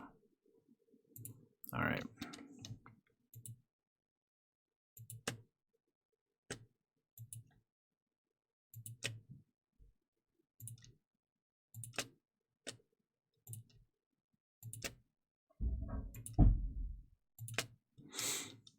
Okay, that's a wooden plank. All right, let's save that and export.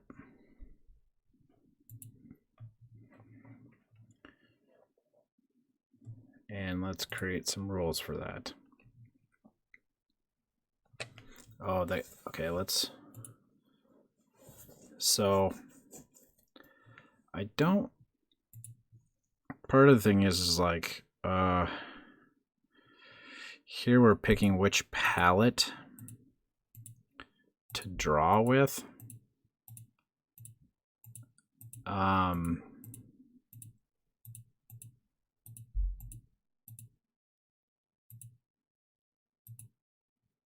I don't know exactly. It's not going to be black.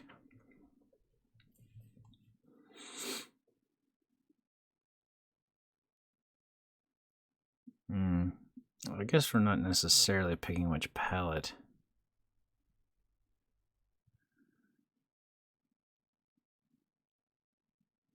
Because which tile we pick is really what happens there. It's just we're going to have different shades here to select to map it to. Let's just generally use black as the background and fill with that. And then if we want to use a different tile, then we'll do that. Pour. Boom. Boom.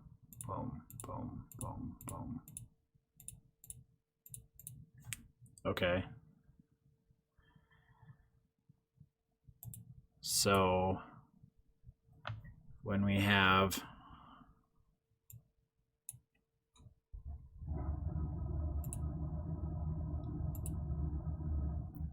a region of just a black fill,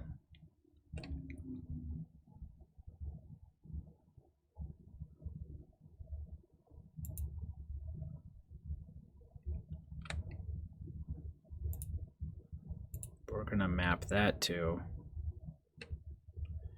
For right now, we're just gonna use. It's gonna look funky, but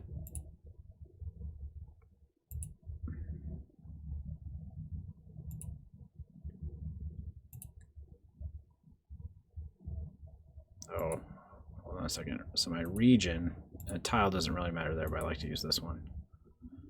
So that's my region. My input is going to be a black tile.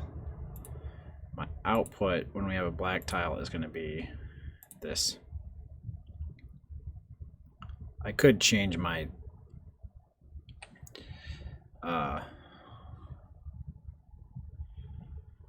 tile set to make it look nicer. But I need to decide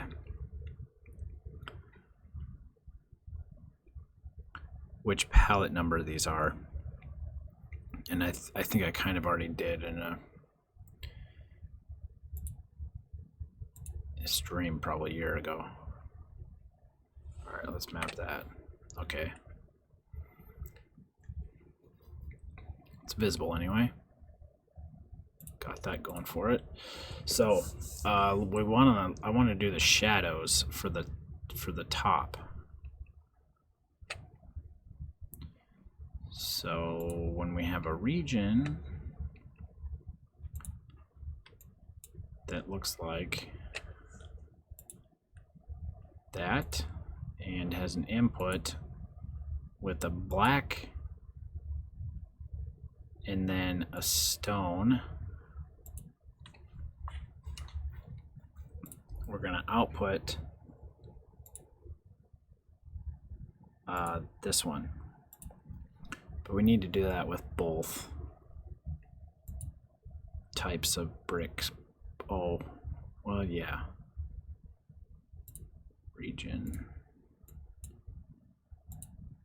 So we've got a right brick or a left brick.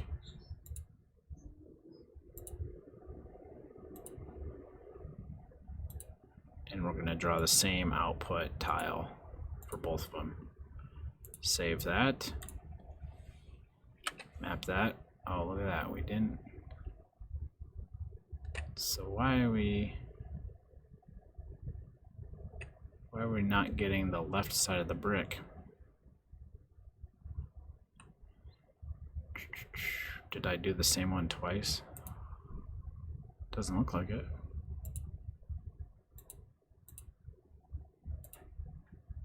Oh, I think I drew the wrong thing. Or I had the wrong layer. There we go. Nice. Okay.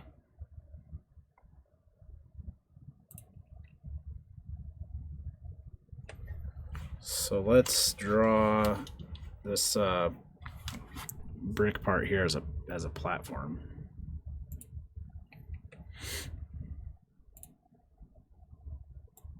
So it would look like this. Let's delete this guy. Oh, it looks funky.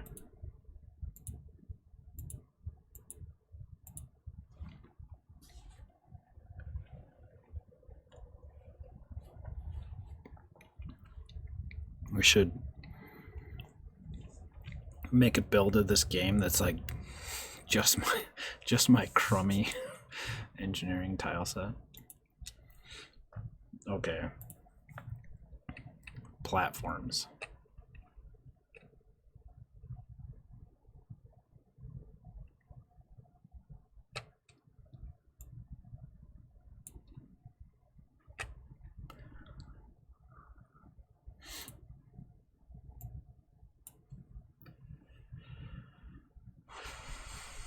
So let's think. We basically have a left, a right, and a center. Okay, so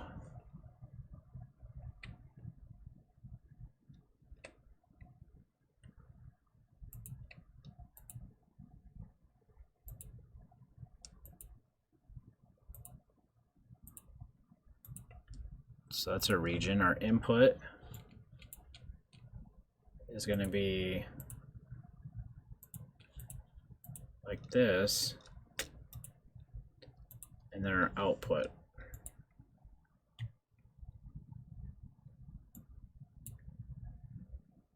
So we're going to generate a left one there, a center one here, a right one here.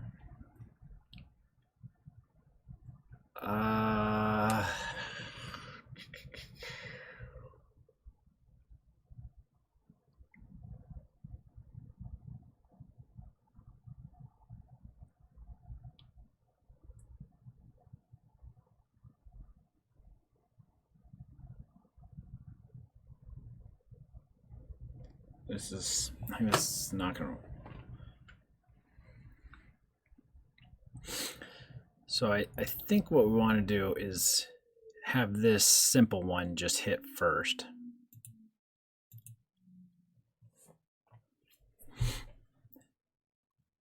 Anytime we have one of these,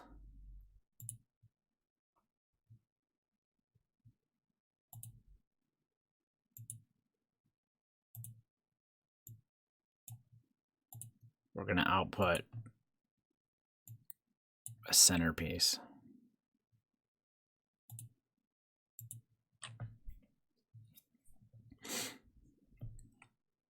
And the centerpiece is going to have a split brick. Oh wait, no, I think it's going to have a full brick. Yeah. Let's just go with that for now.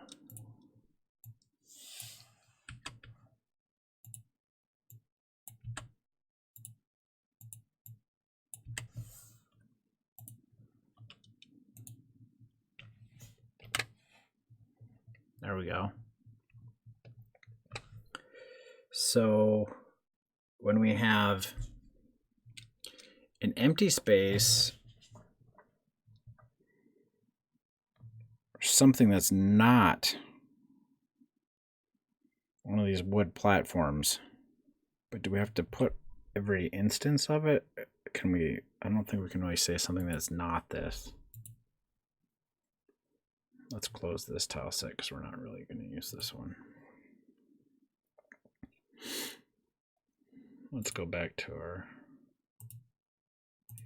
map. Let's see, when it runs into bricks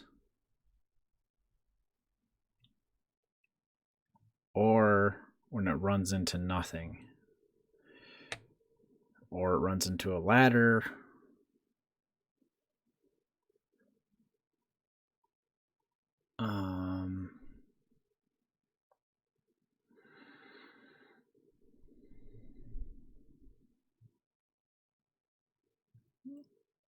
let's just see how our search works.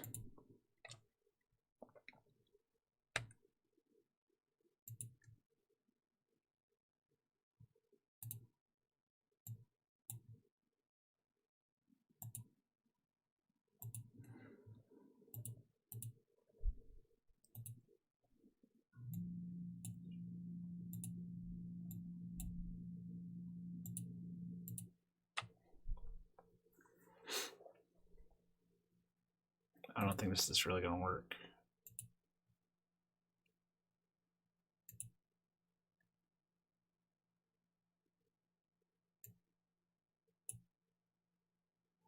Oh wait, which one?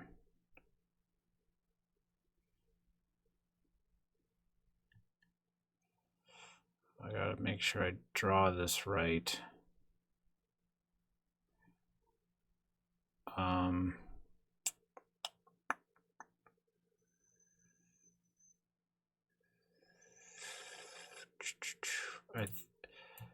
I think it's supposed to look like this. But then when it's a center brick, because those two tiles will be there. Those two tiles would be there, and it would actually be a split that would happen on here, Because this would be drawing there and there. Okay.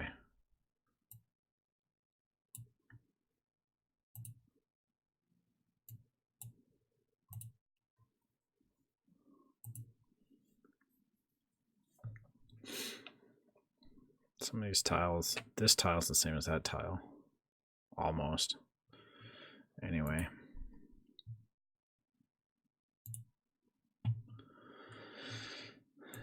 Let's see how our search and replace does on that. Or automapping. Oh, look at this guy. It's a little... It actually worked. But we can go ahead and say when there's a thing on both sides, like if it's just a thing all by itself, I don't know how often that's going to really happen, but we should be able to support that. Oops, wrong layer.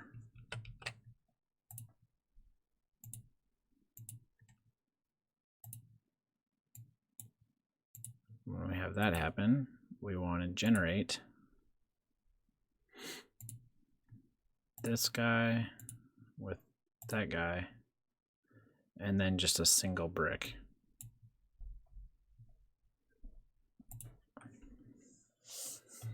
I don't know if that's really going to work or look right.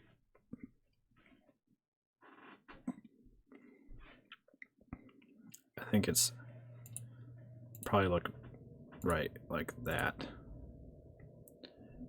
because if there's a, this is what would be below it, the pattern.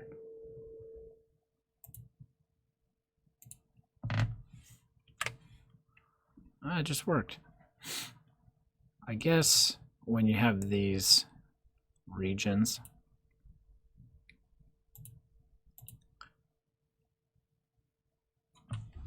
I think it's basically saying anything that's not that.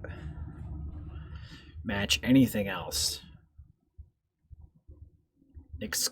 Excluding what you just drew? I don't know how that logic would work exactly, but it's doing what we want, so we'll take it. Because what if we drew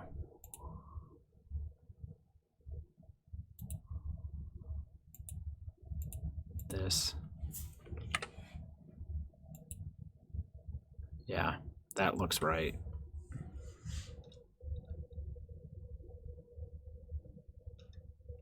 Looking good. So we can draw some drywall cracks, I guess. We have those. My back is bothering me in this chair. So we've got this funky X. We've got a gash, a small X, another crack. Just these random, and then like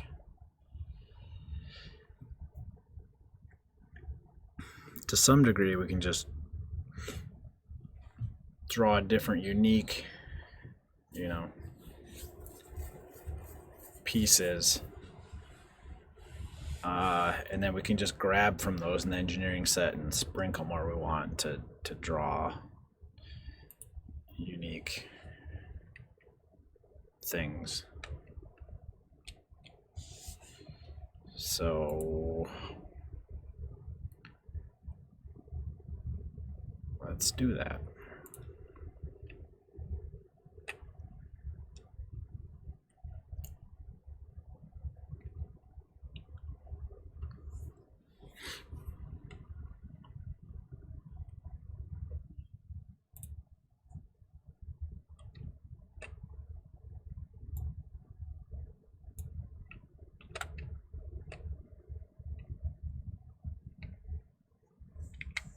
Now this is very much a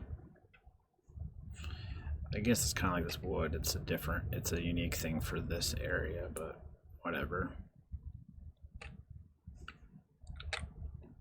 So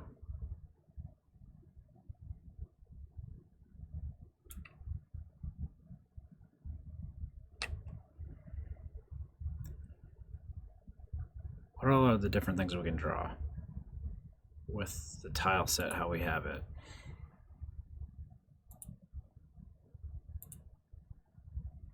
I guess we could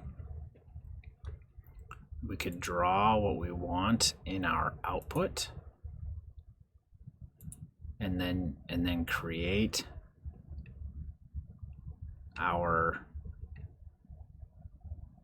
background pieces, our engineering tile set for that.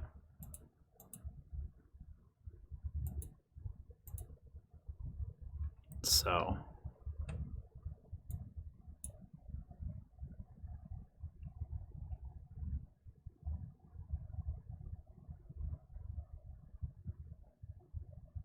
we've got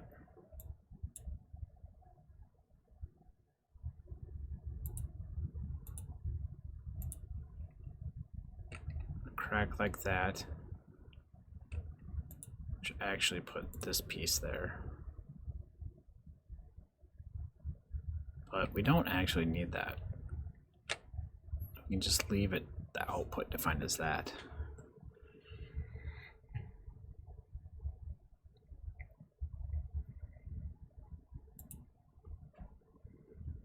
We can have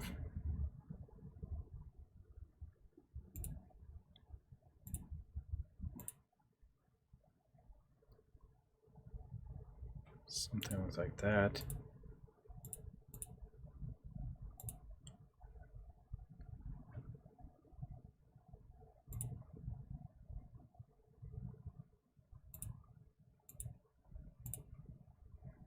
We can kind of make whatever funky shapes we want out of this stuff.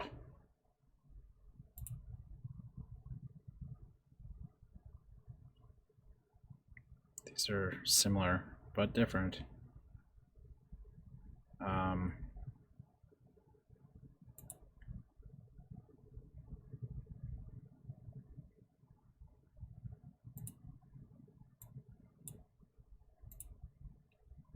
These aren't in the original game, but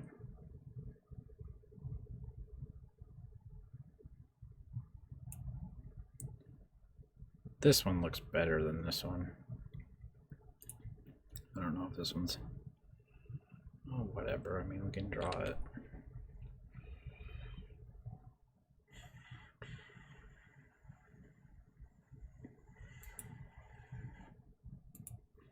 Then we can just have individual cracks here and there.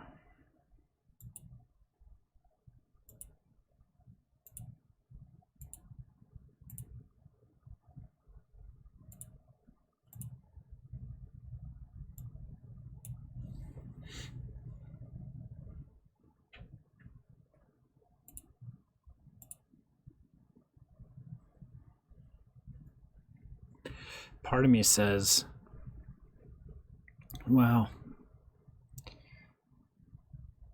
the thing is, if I move these, I don't know.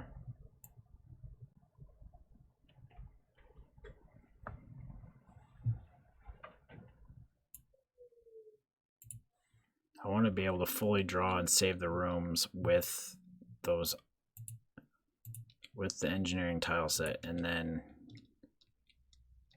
so look at these big ones I can make.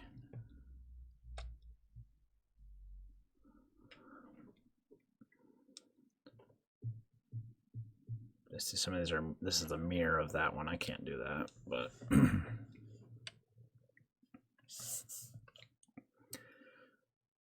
so we won't be able to have the same types of flaws, but oh, look, they got some behind the drywall. And have it running into the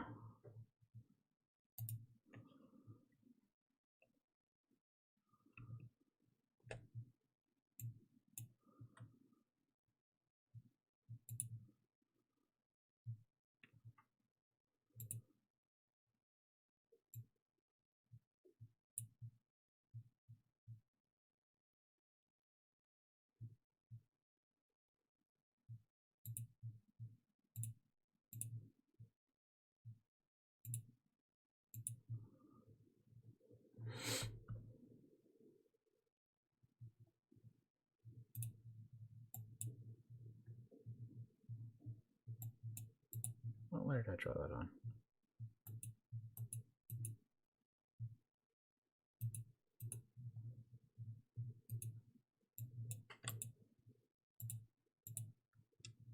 Why can't I erase? Yeah, select, delete. Why isn't it?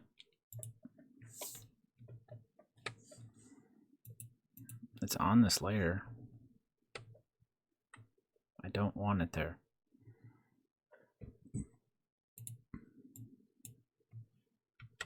There. It doesn't really meet up.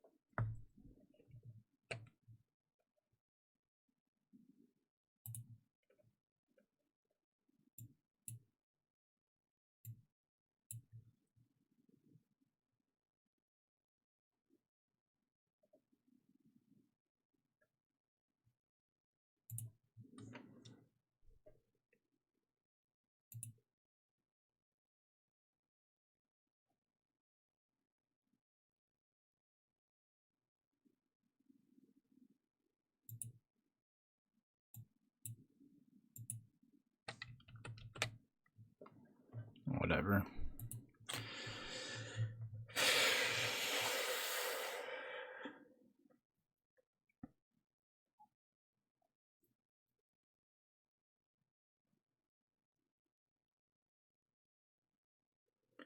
Part of me says these tiles themselves could be the engineering tile set.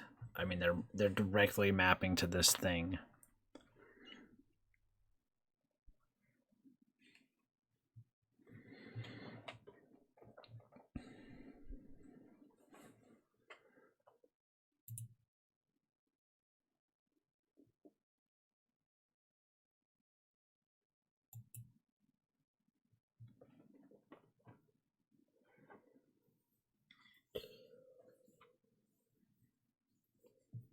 I don't know.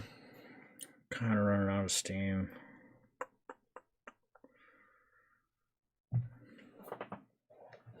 Got up pretty early today. I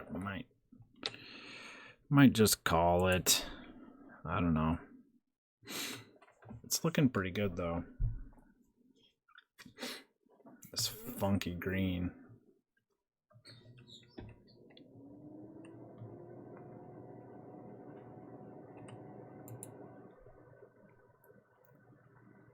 To some degree.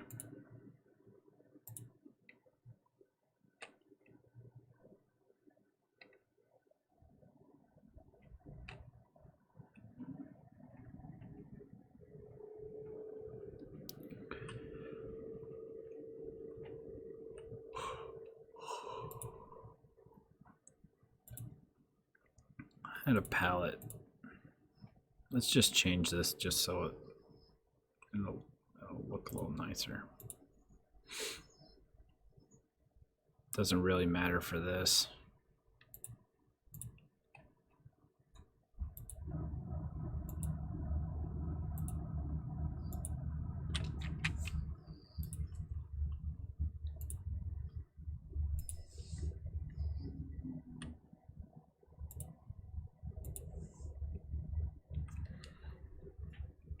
And we can select things and then manually draw them, but we don't want to have to do that because we want to be able to change auto mapping, but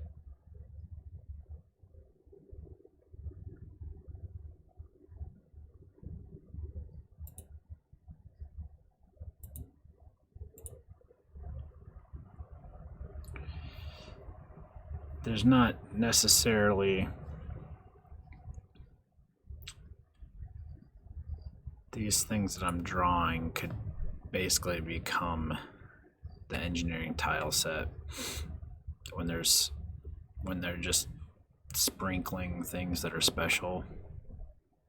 They're easier to grab and pick from and what looks nice.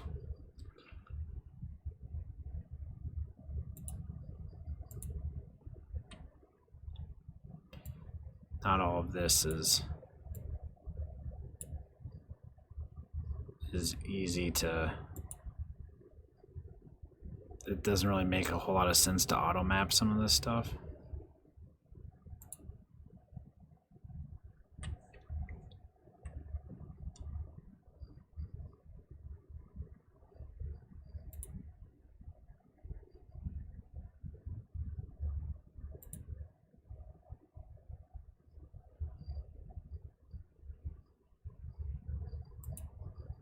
Do I have this one? That works. It's like a...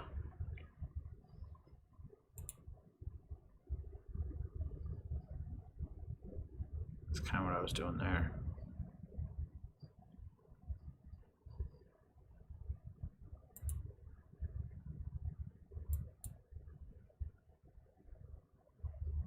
How did I do that?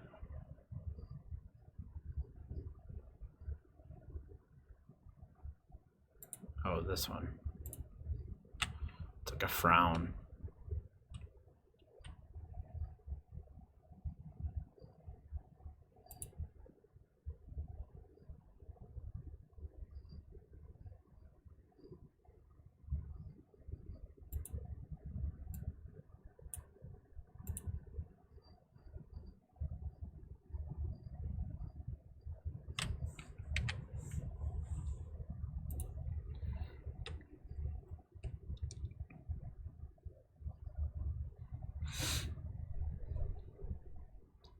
We also need to do some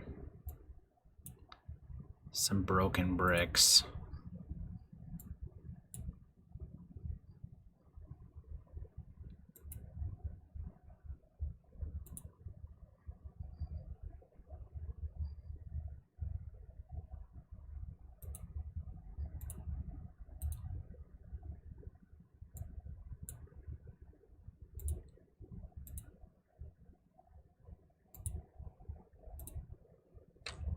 Guess that doesn't really work. How do they? I think they just do these. What do they put in there when they have broken bricks?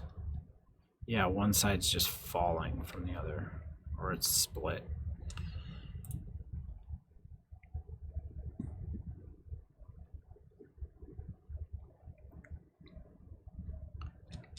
But that tile, did I grab the right boundary on that tile?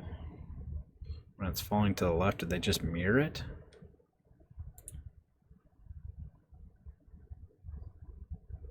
They're all falling to the right. Doesn't even look like they really used the other one.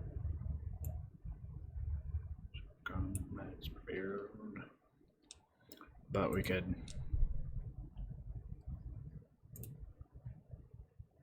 have a well, really this tile needs modified.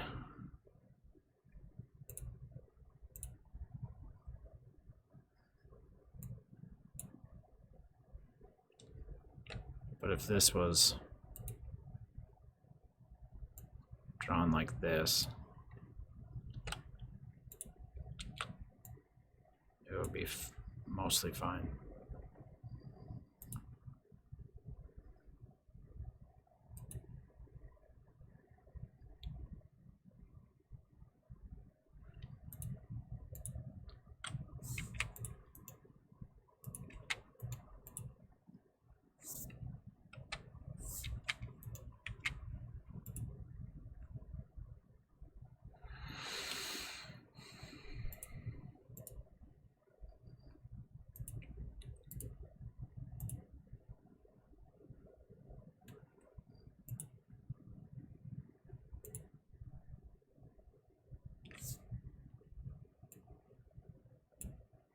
See, that looks better.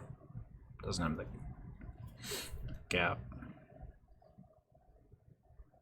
It has the gap where it should.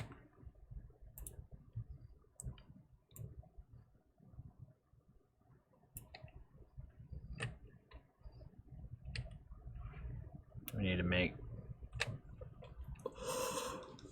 auto maps for these guys, similar to our walking platforms here. In dirt, get into that stuff.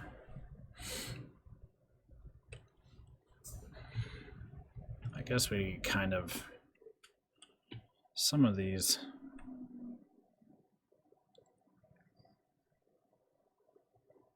we can draw the output like I mean them to be.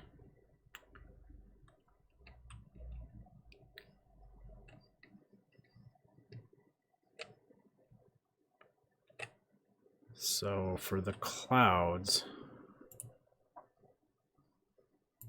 you can have a small cloud like this. You can have a medium cloud like this. Maybe just like that, I don't know.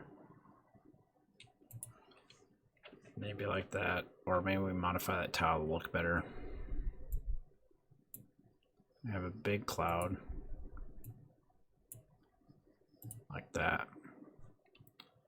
This one's kind of weak. But really we just need these two tiles to look good together.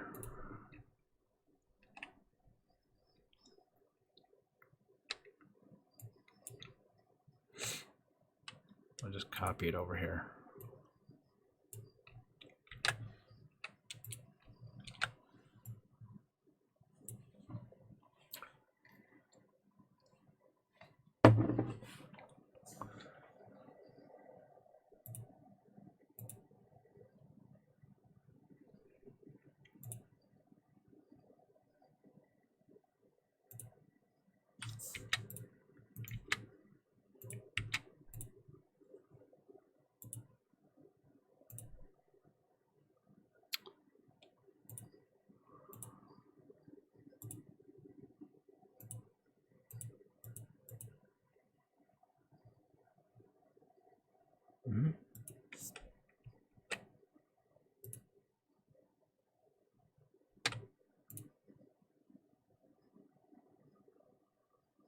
Not bad.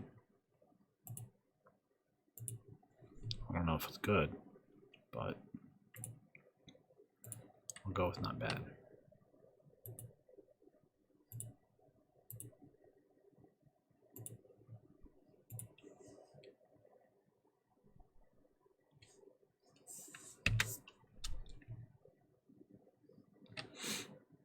So there's my three clouds.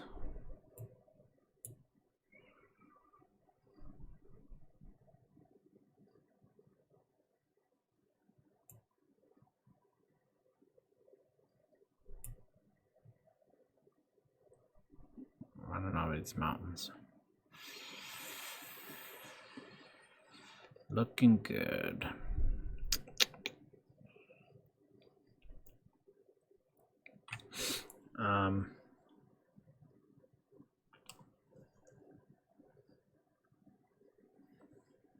I think I'm just gonna leave it. I don't know what's going on with my, oh, this tree line. I think it,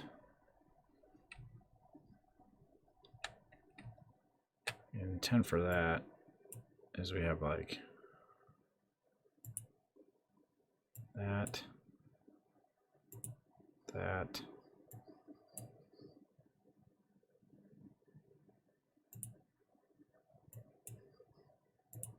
so you can kind of draw a sloping up and then you can draw a sloping down and flat. This also basically fits like that.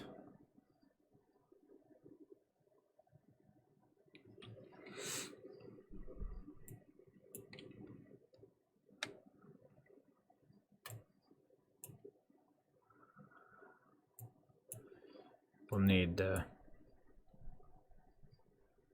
This one's kind of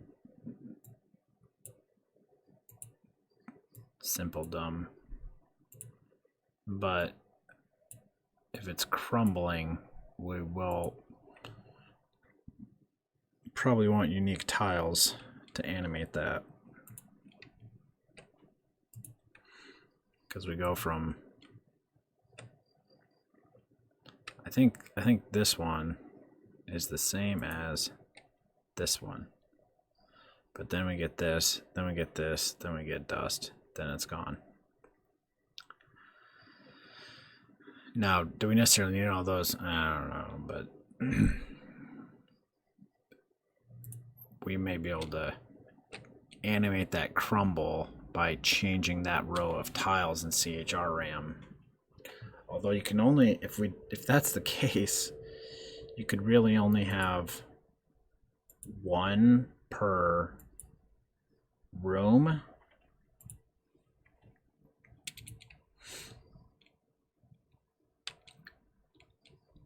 Because like there's two of them. When you drew the room, you'd only actually put one. Because we can't have too many tiles to have that visible at the same time.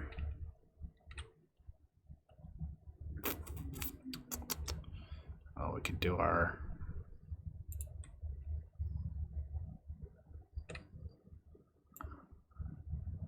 sign is supposed to look.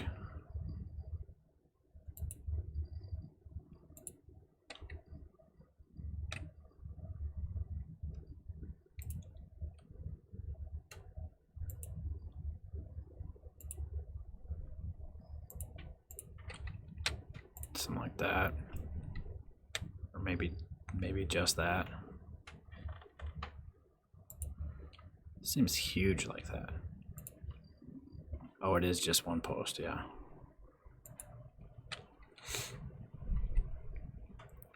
Our tree.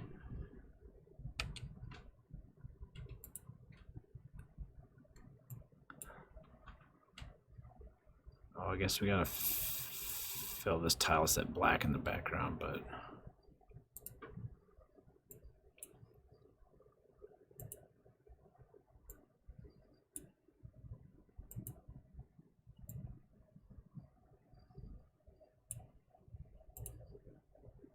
there's our big papa tree. I don't think that was meant to be there, but it works. Because this tile is that tile.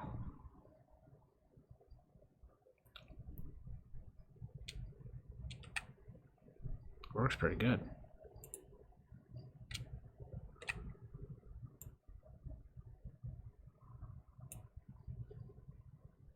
I don't know where they drew this thing. There.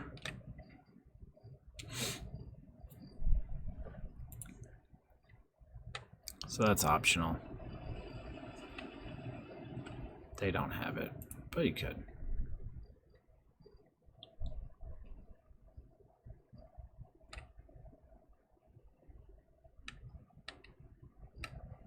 The well.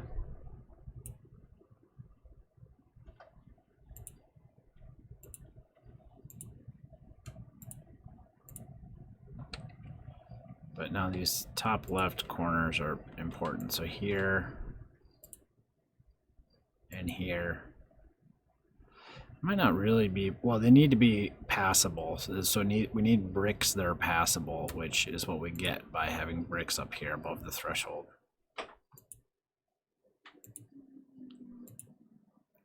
But it's only these top left ones that matter. I don't really have a rope.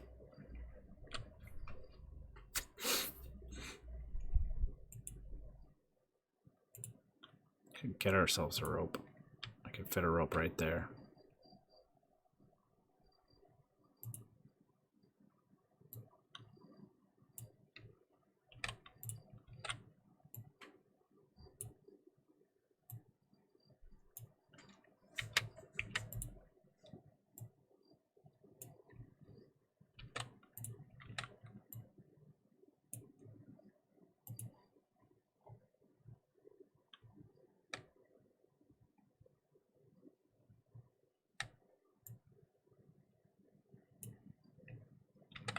It's not very many pixels,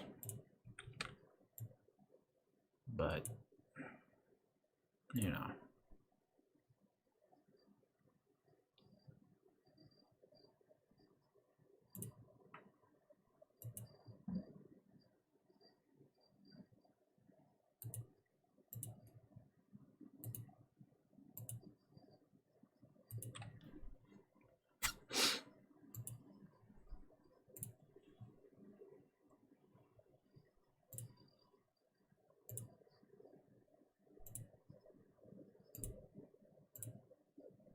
Like that.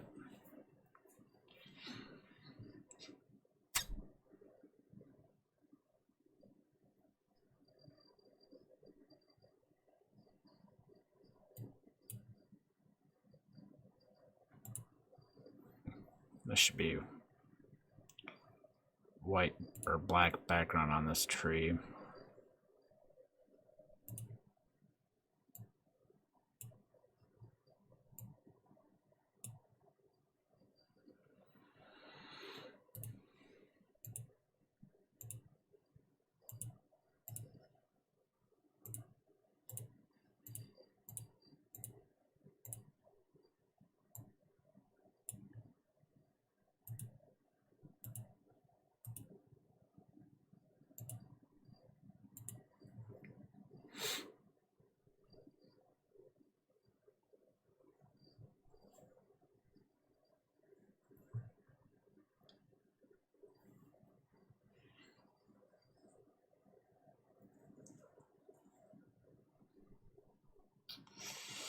Yeah, not so much on the NES though. You only really got the, I mean, you can put sprites behind. Yeah. You can do funky stuff with sprites, but like this grass, right? Like you can't like really put that over the top. You can put it to the side and stuff. You couldn't really have this grass be like you can have the sprites behind the background layer, but they're behind all the background layer. But what you could do, like to have Zoe walk behind this grass, it could be a sprite itself that is prioritized on top of Zoe, so she would appear behind it. It would look like it was part of the background, but you could have it as a sprite to make it look like there's an extra layer there, but there's not really. I mean, really depends upon your interpretation of reality, I guess, but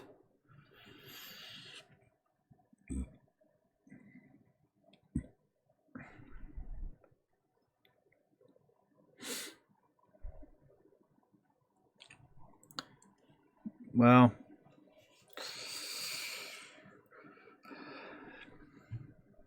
I think we're gonna go ahead and call it a night here. So this is a quick recap of stream 49. We got a pretty good looking Forsaken Valley tile set. Thanks, D-Rocks. So here's kind of what my plan is. Forsaken Valley is probably one of the more complicated tile sets out of the entire game. And so if we can get something mostly working with Forsaken Valley, then I think getting the rest of the game to work is going to be pretty easy. And if we have to simplify the way Forsaken Valley works or looks, or things that are possible as far as scrolling is concerned, it's really not going to be that big of a deal. But we can use some of the ideas that we come up with in Forsaken Valley and maybe use them if necessary in other areas. But so we've got we've got 4 tile sets total with this mapper because we've got 32 KB of CHR RAM split into 8 KB banks. So we have 4 of them. One's going to be the heads-up display, which is basically off limits. Well, it's only going to be used for that, in like text boxes and stuff like that.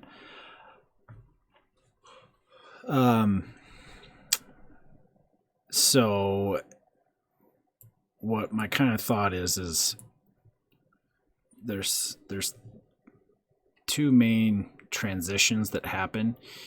You go from, so we'll have one, the first tile set will be indoors and outside where it's dark. So that'll be for transitioning from rooms like this to rooms like this. It'll have, and that's the one that we're really working on here with indoor stuff, right? We have drywall and stuff. Both the indoor ladder, things like these blocks that break, these wooden platforms.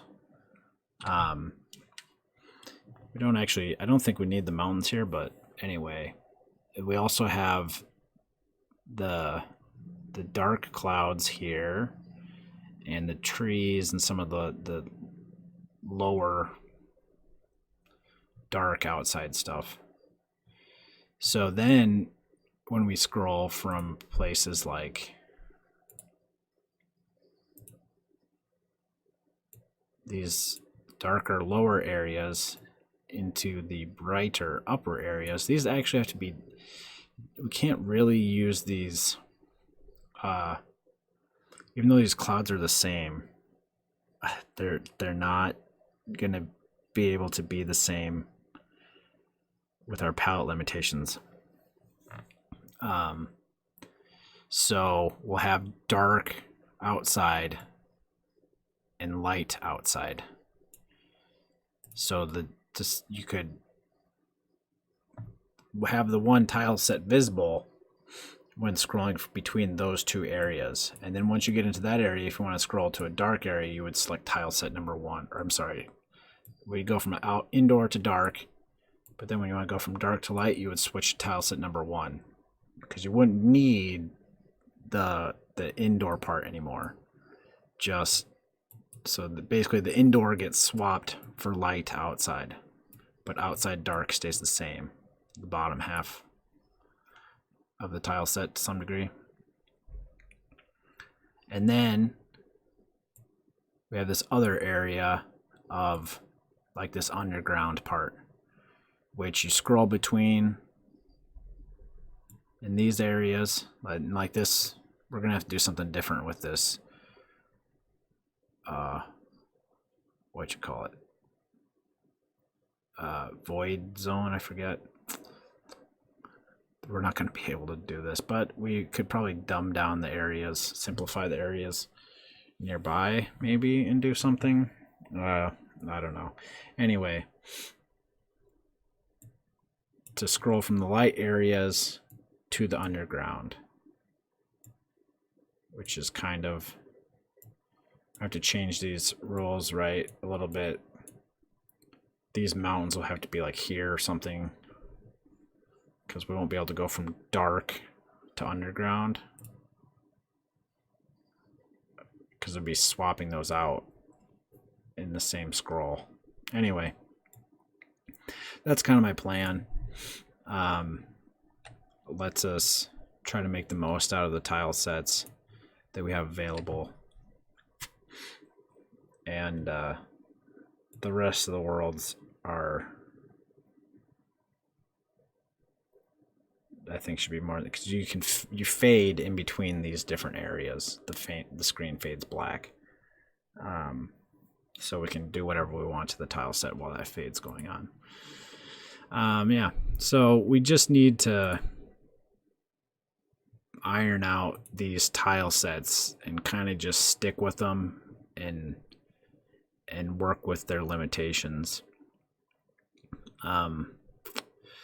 But it's coming along nicely, and we set up more of our auto mapping. I started drawing some of these up here, but we didn't really do those. These are the auto maps that we worked on. So this is our wood auto mapping, the studs, and then we have the wooden platforms that map to those. So that lets us draw a room like this where we just use our one engineering tile set.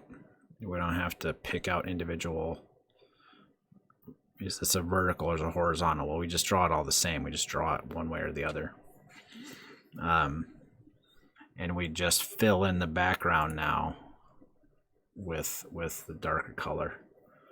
So then when we automap, boom. So we have our shadows in the upper areas.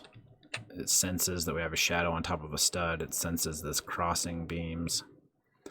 And similar for this platform here. It finds the edges and then uses them with our auto map rules that we have. I ended up drawing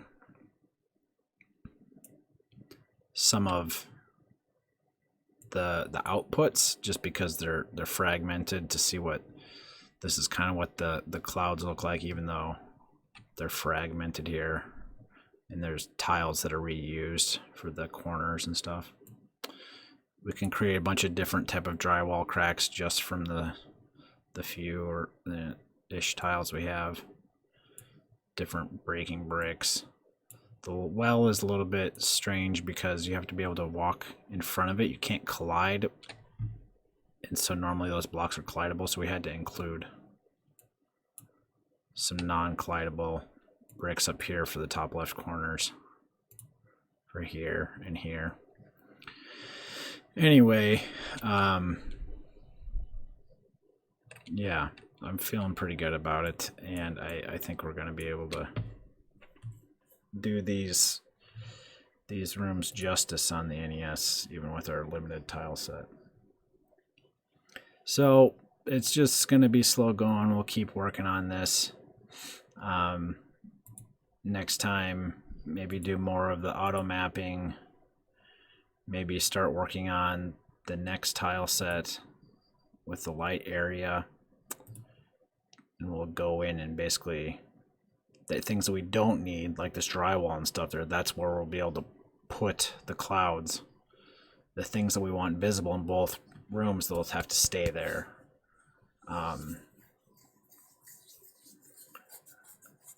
That where they're unchanging from one room to another, one bank to another, we can flip and nothing actually changes because those things are in the same place in both banks.